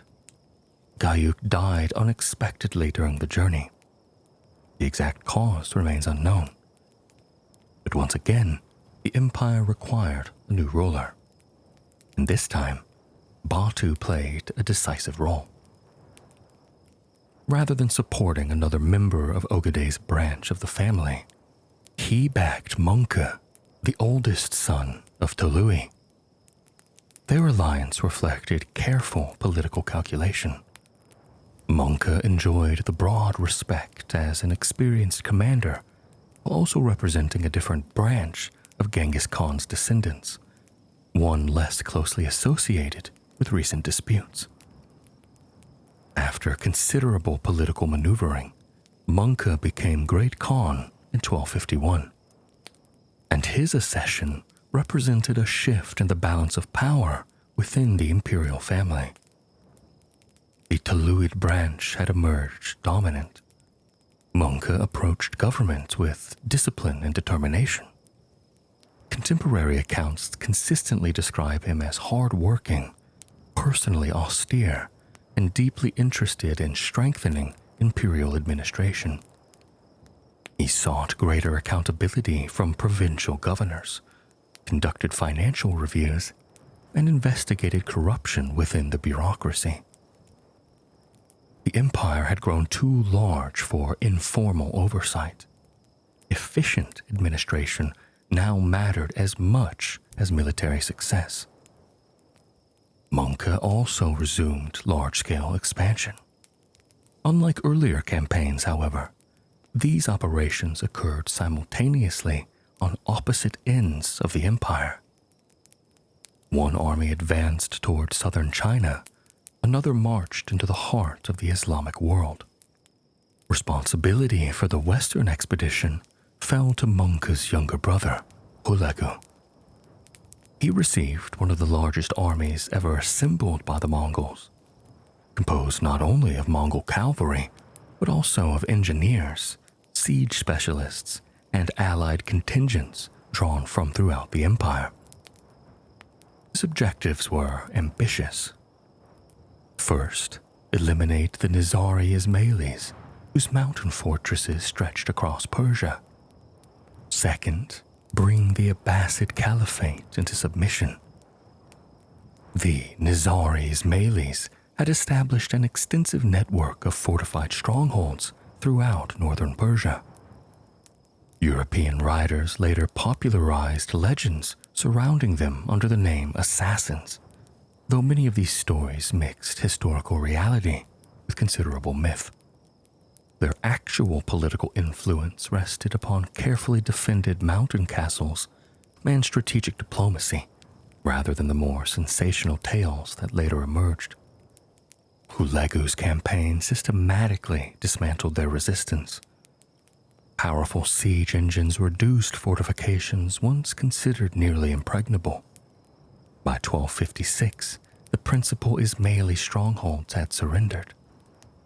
Attention then shifted toward Baghdad. Few cities possessed greater symbolic importance. Founded in the 8th century, Baghdad had served for centuries as the capital of the Abbasid Caliphate, one of the great centers of Islamic civilization. Its scholars preserved and expanded knowledge inherited from Greece, Persia, India, and countless other traditions. Its libraries, observatories, hospitals, and academies attracted intellectuals from across the Islamic world. Politically, however, the caliphate had weakened considerably. Although the Abbasid Caliph retained immense religious prestige among many Muslims, real political authority had fragmented over generations. Even so, Baghdad remained one of the world's greatest cities. Hulagu demanded submission. Caliph al-Mustasim refused. Whether the Caliph underestimated the Mongols or received poor military advice remains debated. Whatever the reason, preparations for defense proved inadequate against the approaching army. The siege began in January 1258. Mongol engineers quickly isolated the city. Canals were diverted. Defensive positions collapsed under sustained bombardment. And within weeks, Baghdad surrendered. The events that followed became among the most famous and most controversial in medieval history. Contemporary Muslim chroniclers describe immense destruction. Libraries were said to have been burned or been thrown into the Tigris River. Large portions of the population perished. The Caliph himself was executed. Modern historians generally agree that the conquest inflicted catastrophic damage upon Baghdad, although many casualty figures reported by medieval writers almost certainly reflect exaggeration common to the historical writing of the period. Claims that hundreds of thousands or even millions died cannot be verified, and likely exceed the city's actual population. Even allowing for considerable exaggeration, the consequences remained profound. The Abbasid Caliphate effectively ceased functioning as a major political power. The center of gravity within the Islamic world shifted permanently. For many later generations, the fall of Baghdad came to symbolize the end of an era. Yet the Mongols did not seek destruction for its own sake. Soon after the conquest, administration resumed. Merchants returned, taxes were collected, craftsmen resumed their work. Like many conquered cities before it, Baghdad gradually became part of the empire's administrative network. While Hülegu campaigned in the west, another of Möngke's brothers pursued equally ambitious goals in the east. Kublai had already established himself as a capable administrator governing territories in northern China. Unlike many Mongol nobles, he developed a deep appreciation for Chinese political traditions, Confucian scholarship, and agricultural administration. His experiences would later shape the future of East Asia. Möngke himself eventually joined operations against the southern Song dynasty. Unlike the Jin, the southern Song possessed extraordinary economic resources, advanced military technology, and formidable natural defenses. Great rivers, mountain ranges, and fortified cities complicated Mongol campaigns. The conquest promised to be far more difficult than earlier victories in northern China. And then, in 1259, the empire's direction changed yet again. During the campaign in southern China, Möngke died. The precise cause remains uncertain. Some accounts describe illness, perhaps dysentery or cholera. Others suggest injuries sustained during military operations. Whatever the explanation, the Great Khan was gone. His death immediately halted coordinated imperial strategy. Once more, the question of succession threatened the unity of the empire. Two principal candidates emerged. Kublai, governing in northern China, possessed considerable administrative experience and support among many eastern nobles. His younger brother, Arik Boka, remained in the Mongolian homeland, where he enjoyed strong backing from traditionalist factions who believed the empire's center should remain upon the steppe. Both men held separate Kulrai-Tas. Both were proclaimed Great Khan, and civil war became unavoidable. The conflict lasted from 1260 until 1264. Unlike earlier succession disputes resolved primarily through negotiation, this struggle divided the empire itself. Kublai controlled the wealth of northern China. Arik Boka possessed greater support among many traditional Mongol aristocrats. Neither side questioned the legitimacy of Genghis Khan's legacy. Instead, they disagreed over how that legacy should continue. Should the empire remain centered upon the Mongolian steppe, preserving the political traditions established by Genghis Khan? Or should it increasingly embrace the administrative systems of the great civilizations it now governed? The war reflected these competing visions. Kublai gradually gained the advantage. Northern China's agricultural wealth provided reliable supplies and tax revenue, unavailable to Arik Boka, whose supporters depended more heavily upon the traditional pastoral economy of Mongolia. After several years of conflict, Arik Boka surrendered, and Kublai Khan emerged victorious. On paper, the empire remained united beneath one great Khan, but in reality, something fundamental had changed. The western branches of the empire had watched the civil war with growing independence. Batu's successors along the Volga pursued their own interests. Ulegu's descendants governed Persia with considerable autonomy. The Chagatai territories in Central Asia likewise developed their own political priorities. They still acknowledged Kublai's senior status in principle. Increasingly, however, they acted as independent rulers. And distance played an important role in this. Communication across thousands of miles remained impressive by medieval standards. Yet even the yam system could not eliminate the practical difficulties of governing such enormous territories.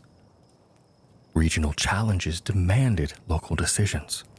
Local decisions gradually became independent policies. Kublai himself accelerated this transformation, though not intentionally. Rather than returning permanently to Mongolia, he established his primary court in northern China. And there, he founded a new dynasty. It became known as the Yuan. The decision reflected practical realities. China contained vastly greater wealth, population, and administrative infrastructure than the Mongolian homeland did. Governing from within China allowed Kublai greater access to these resources, while positioning himself closer to his principal military objective, the conquest of the southern Song. Yet symbolically, the choice carried enormous significance. For the first time, the Great Khan ruled primarily as a Chinese emperor. To many Mongols upon the steppe, this represented a profound departure from the traditions established by Genghis Khan. To many Chinese subjects, it offered greater familiarity and administrative continuity. The empire had entered a new age. It remained immense. It remained prosperous. Its rulers still descended from Genghis Khan. Yet, the unity that had carried Mongol armies from the Pacific Ocean to Eastern Europe had begun to give way to something more complex. The descendants of the Great Conqueror no longer governed a single empire in practice. They governed several great realms, each following its own path, while still claiming a shared inheritance. The age of one Mongol empire was slowly giving way to the age of the Khanates. When Kublai Khan emerged victorious over his brother Arik Boka in 1264, he remained, at least in theory, the supreme ruler of the Mongol Empire. Official documents still recognized the Great Khan as the senior descendant of Genghis Khan, and envoys continued to acknowledge that authority in diplomatic correspondence. Yet the reality unfolding across Eurasia had become far more complicated. The empire no longer functioned as a single political organism. Its immense size, the competing ambitions of Genghis Khan's descendants, and the practical difficulties of governing territories separated by thousands of miles had gradually transformed one empire into several. These successor states became known collectively as the Khanates. Each remained governed by descendants of Genghis Khan. Each inherited institutions created during the Great Age of Conquest. Each continued drawing legitimacy from the memory of the empire's founder. Over time, however, they evolved in different directions, shaped by the peoples they ruled, the religions they encountered, and the challenges unique to their own frontiers. Their histories remained connected. Their futures, however, did not. The easternmost and wealthiest of these realms became the Yuan dynasty under Kublai Khan. Although historians often distinguish the Yuan from the other Khanates because it ruled China as a formal imperial dynasty, it remained an integral part of the broader Mongol world. Kublai never considered himself merely Emperor of China. He also claimed the title of Great Khan, viewing the Yuan dynasty as the rightful continuation of the universal empire founded by his grandfather. His Chinese subjects understood the situation differently. To them, Kublai occupied the familiar position of emperor within a succession of dynasties stretching back thousands of years. This difference in perspective would shape much of Yuan history. Kublai established a new capital at Dadu on the site of present-day Beijing. Unlike Karakoram upon the Mongolian steppe, Dadu reflected the scale and sophistication of Chinese urban planning. Broad avenues divided carefully organized districts. Government ministries occupied extensive administrative compounds. Markets attract merchants from across Asia, while warehouses stored grain collected through one of the world's most productive agricultural systems. The city became one of the largest on Earth. Its population likely exceeded 1 million people. For Mongol nobles accustomed to life upon the grasslands, such urban environments represented a dramatic contrast. Many continued spending portions of the year in traditional felt tents erected outside the city, preserving customs inherited from the steppe while governing an increasingly sedentary empire. Kublai himself attempted to balance these two worlds. He retained many Mongol political traditions while adopting significant elements of Chinese administration. Confucian scholars advised the governments, though their influence fluctuated. Existing bureaucratic institutions continued functioning under Mongol supervision. Agricultural production received greater attention than it ever had during the early decades of conquest.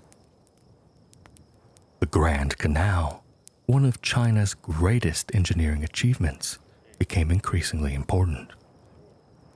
Originally begun centuries before Mongol rule, it connected the fertile agricultural regions of southern China with the northern capital.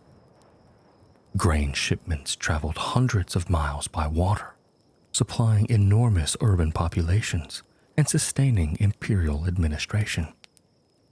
The Yuan government invested heavily in maintaining this vital transportation network.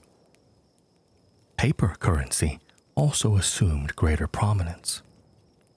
Previous Chinese dynasties had experimented with paper money, but under the Yuan, its use expanded significantly. Government-issued notes circulated throughout much of the empire, backed by official authority rather than precious metals alone. For many foreign visitors, including Marco Polo, the widespread use of paper currency appeared astonishing. Although modern historians remain cautious about some of Polo's descriptions, his observations regarding Mongol administration often correspond closely with Chinese documentary evidence.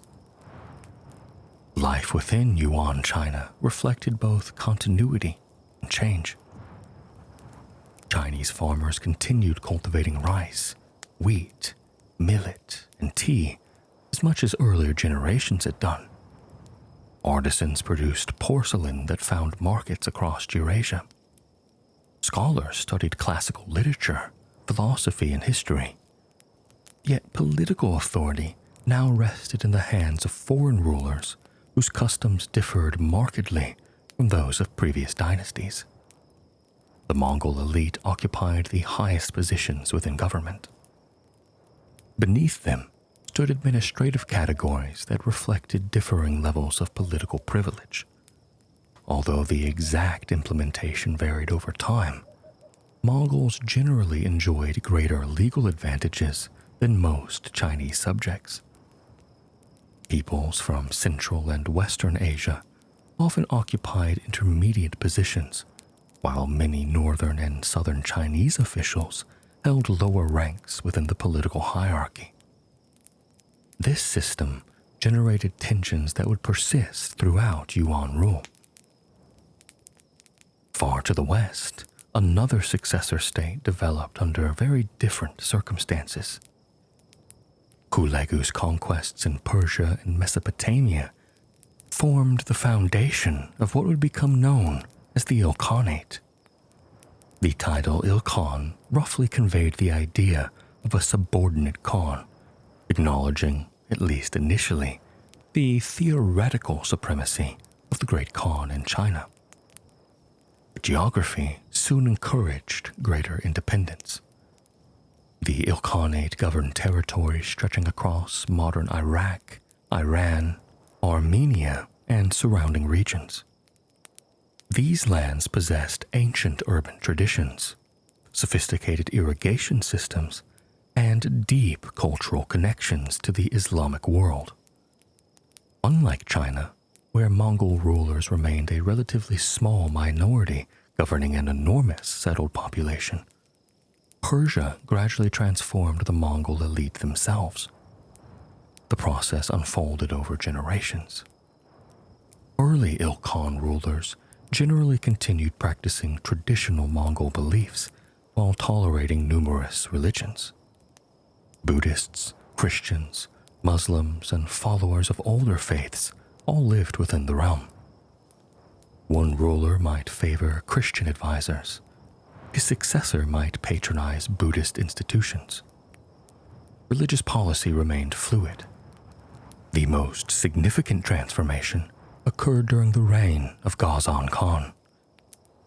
Ascending the throne in 1295, Ghazan converted to Islam before claiming power. His conversion represented far more than a personal religious decision. It fundamentally reshaped the Ilkhanate.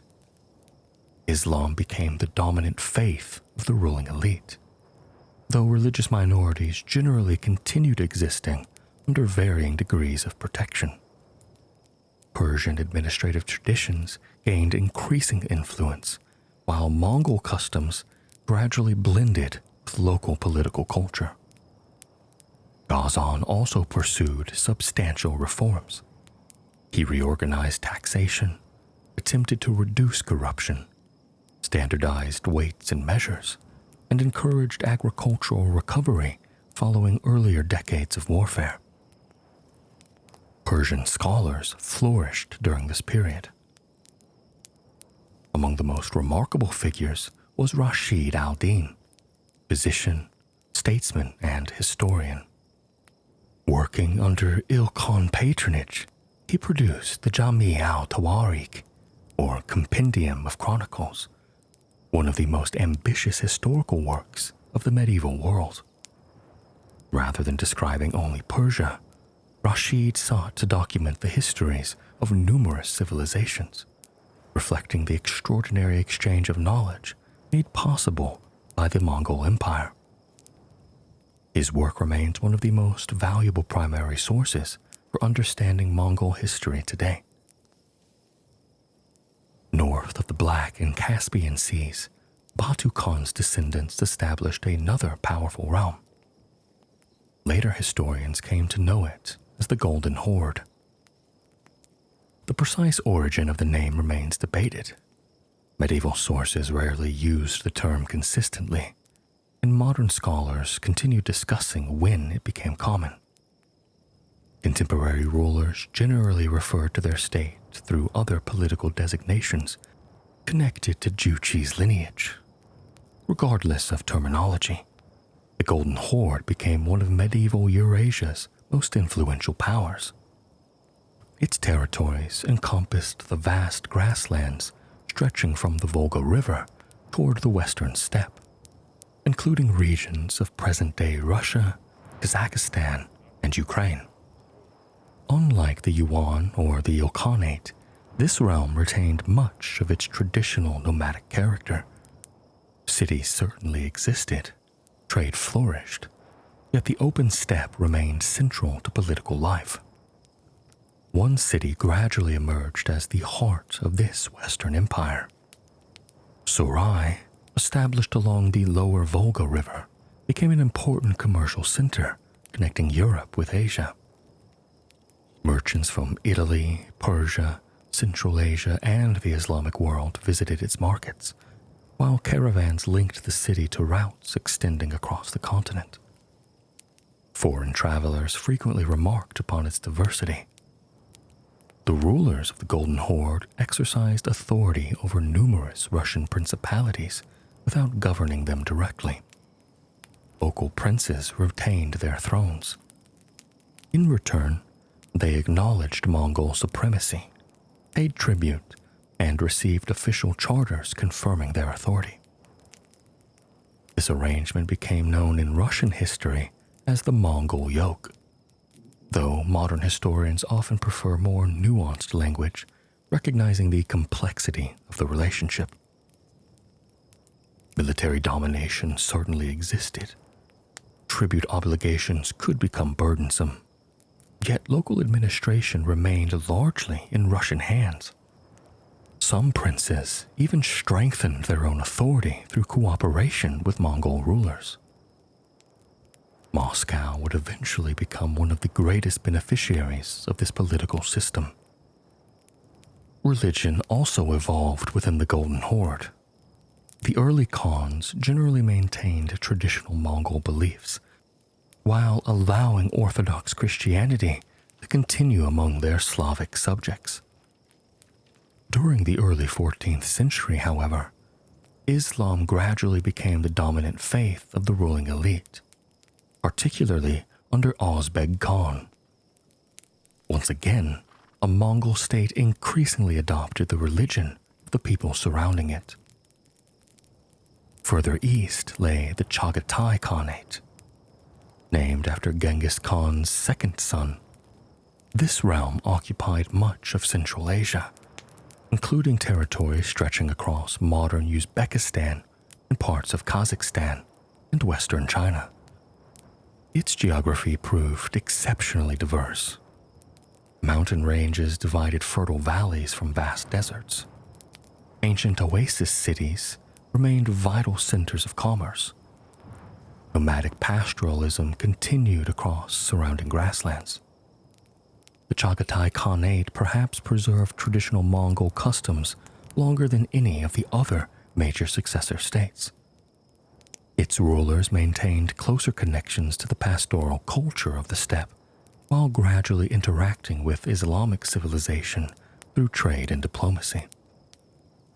Over time, however, familiar patterns emerged. Islam expanded steadily. Turkic languages became increasingly influential. Local political traditions blended with Mongol institutions. The population itself became ever more culturally mixed. Turkic and Mongol identities merged across generations through intermarriage, shared military service, and common political institutions. This process would later contribute to the emergence of new societies whose identities reflected both traditions simultaneously. Although these four great realms developed independently, they never became entirely isolated from one another. Merchants continued traveling between them. Diplomatic envoys crossed their borders. Members of the extended imperial family corresponded, negotiated, and occasionally fought. The shared memory of Genghis Khan remained politically significant. His descendants all claimed legitimacy through their connection to the great conqueror. Yet disagreements increasingly outweighed cooperation. Border disputes emerged. Trade routes became sources of competition rather than shared prosperity.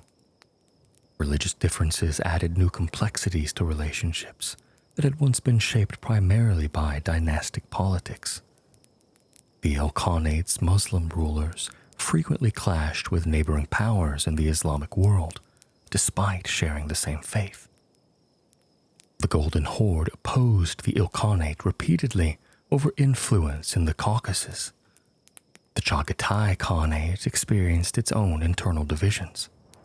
Meanwhile, Kublai's Yuan dynasty focused increasingly upon China rather than distant affairs across Central Asia. The dream of one universal empire gradually faded. It dissolved slowly as practical realities replaced imperial ideals. Each Khanate remained formidable. Each possessed substantial military resources, thriving cities, and extensive commercial networks. Together, however, they no longer acted as a single political force. The Age of Conquest had created the largest contiguous empire in history. The age that followed revealed a quieter truth. Empires may be built through extraordinary leadership, but keeping them united across continents often proves an even greater challenge. By the opening decades of the 14th century, the descendants of Genghis Khan still ruled a vast portion of Eurasia.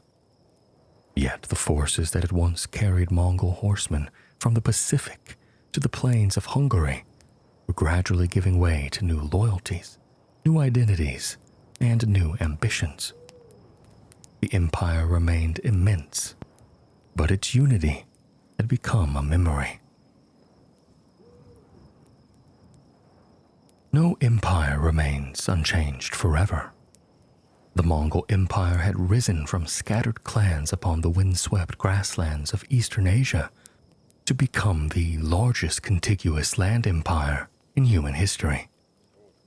Within little more than a century, it connected civilizations that had once viewed one another as impossibly distant.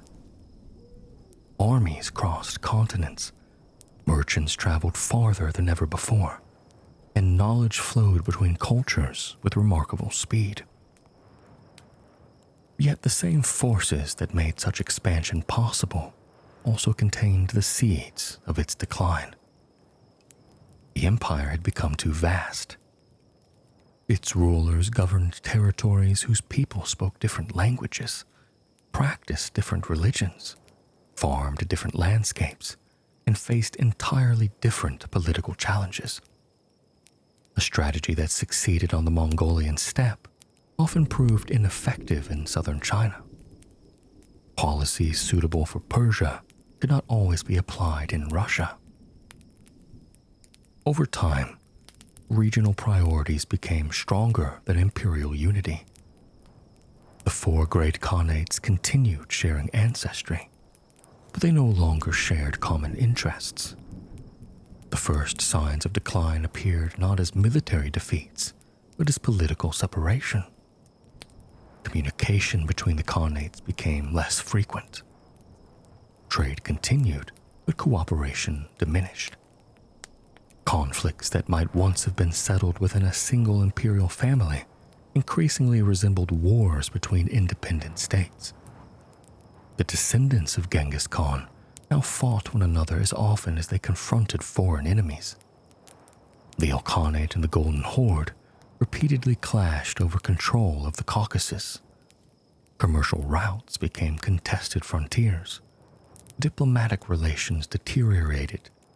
Shared ancestry no longer guaranteed shared purpose.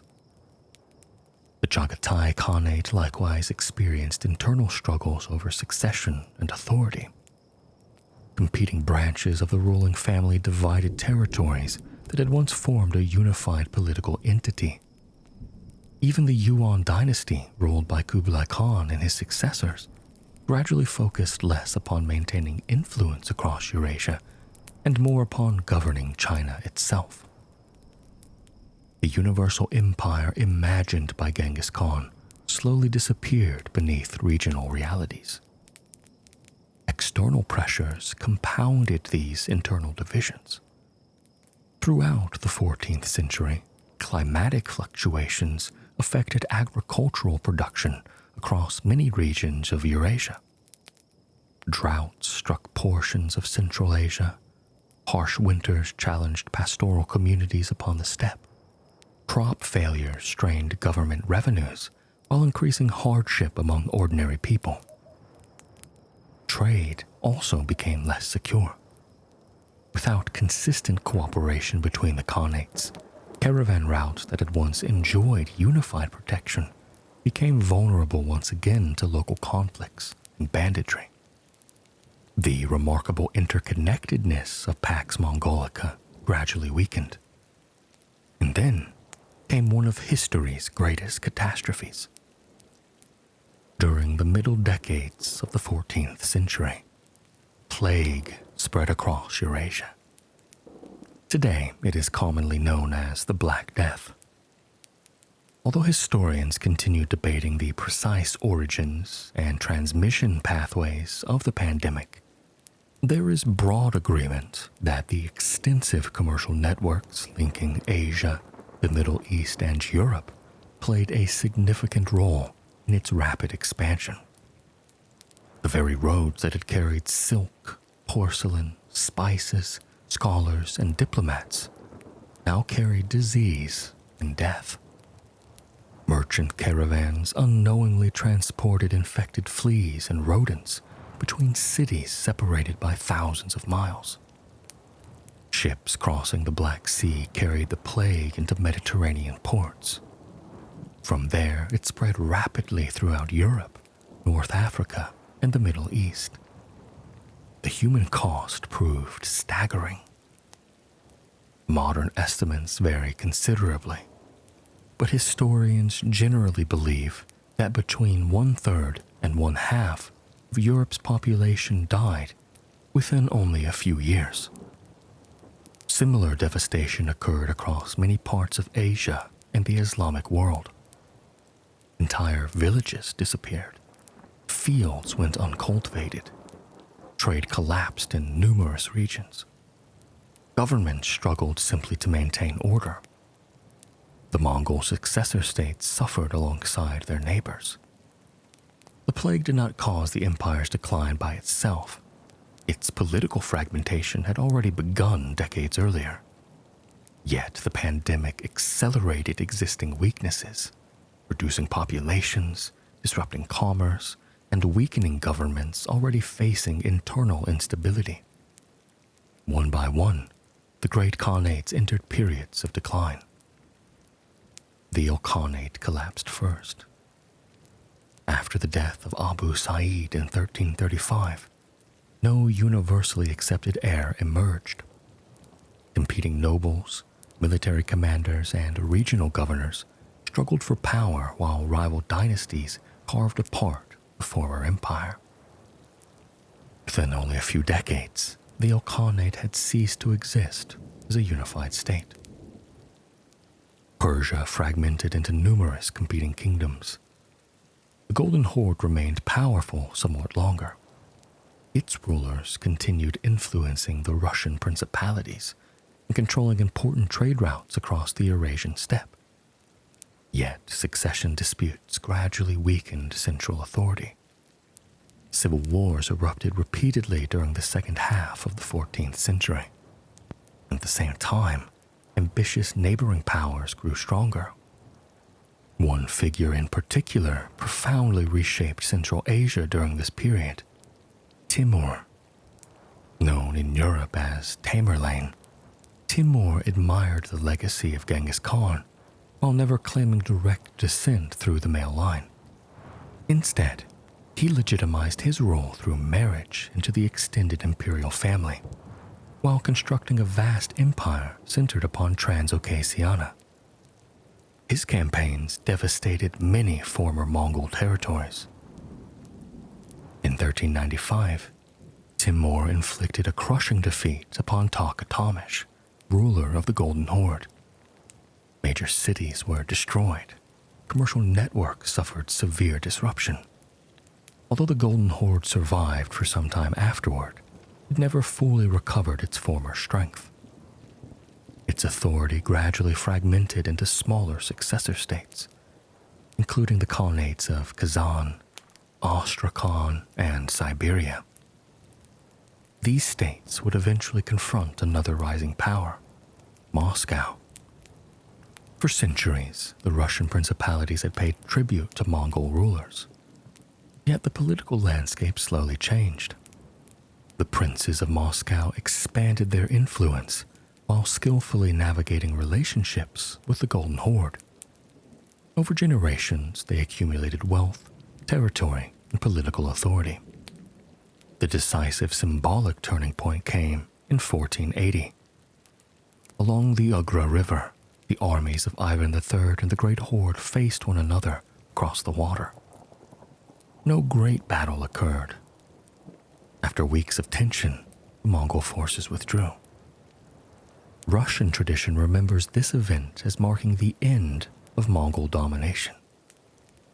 Although historians recognize that the process had unfolded gradually over many decades, the stand on the Ugra River became a powerful symbol of Moscow's emergence as an independent state.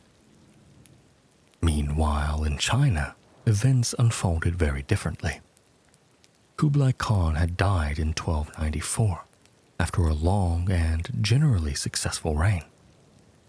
His successors inherited a wealthy but increasingly complex empire. While early Yuan rulers maintained effective administration, later emperors struggled against mounting economic difficulties, natural disasters, and political corruption. Heavy taxation generated resentment among many farming communities.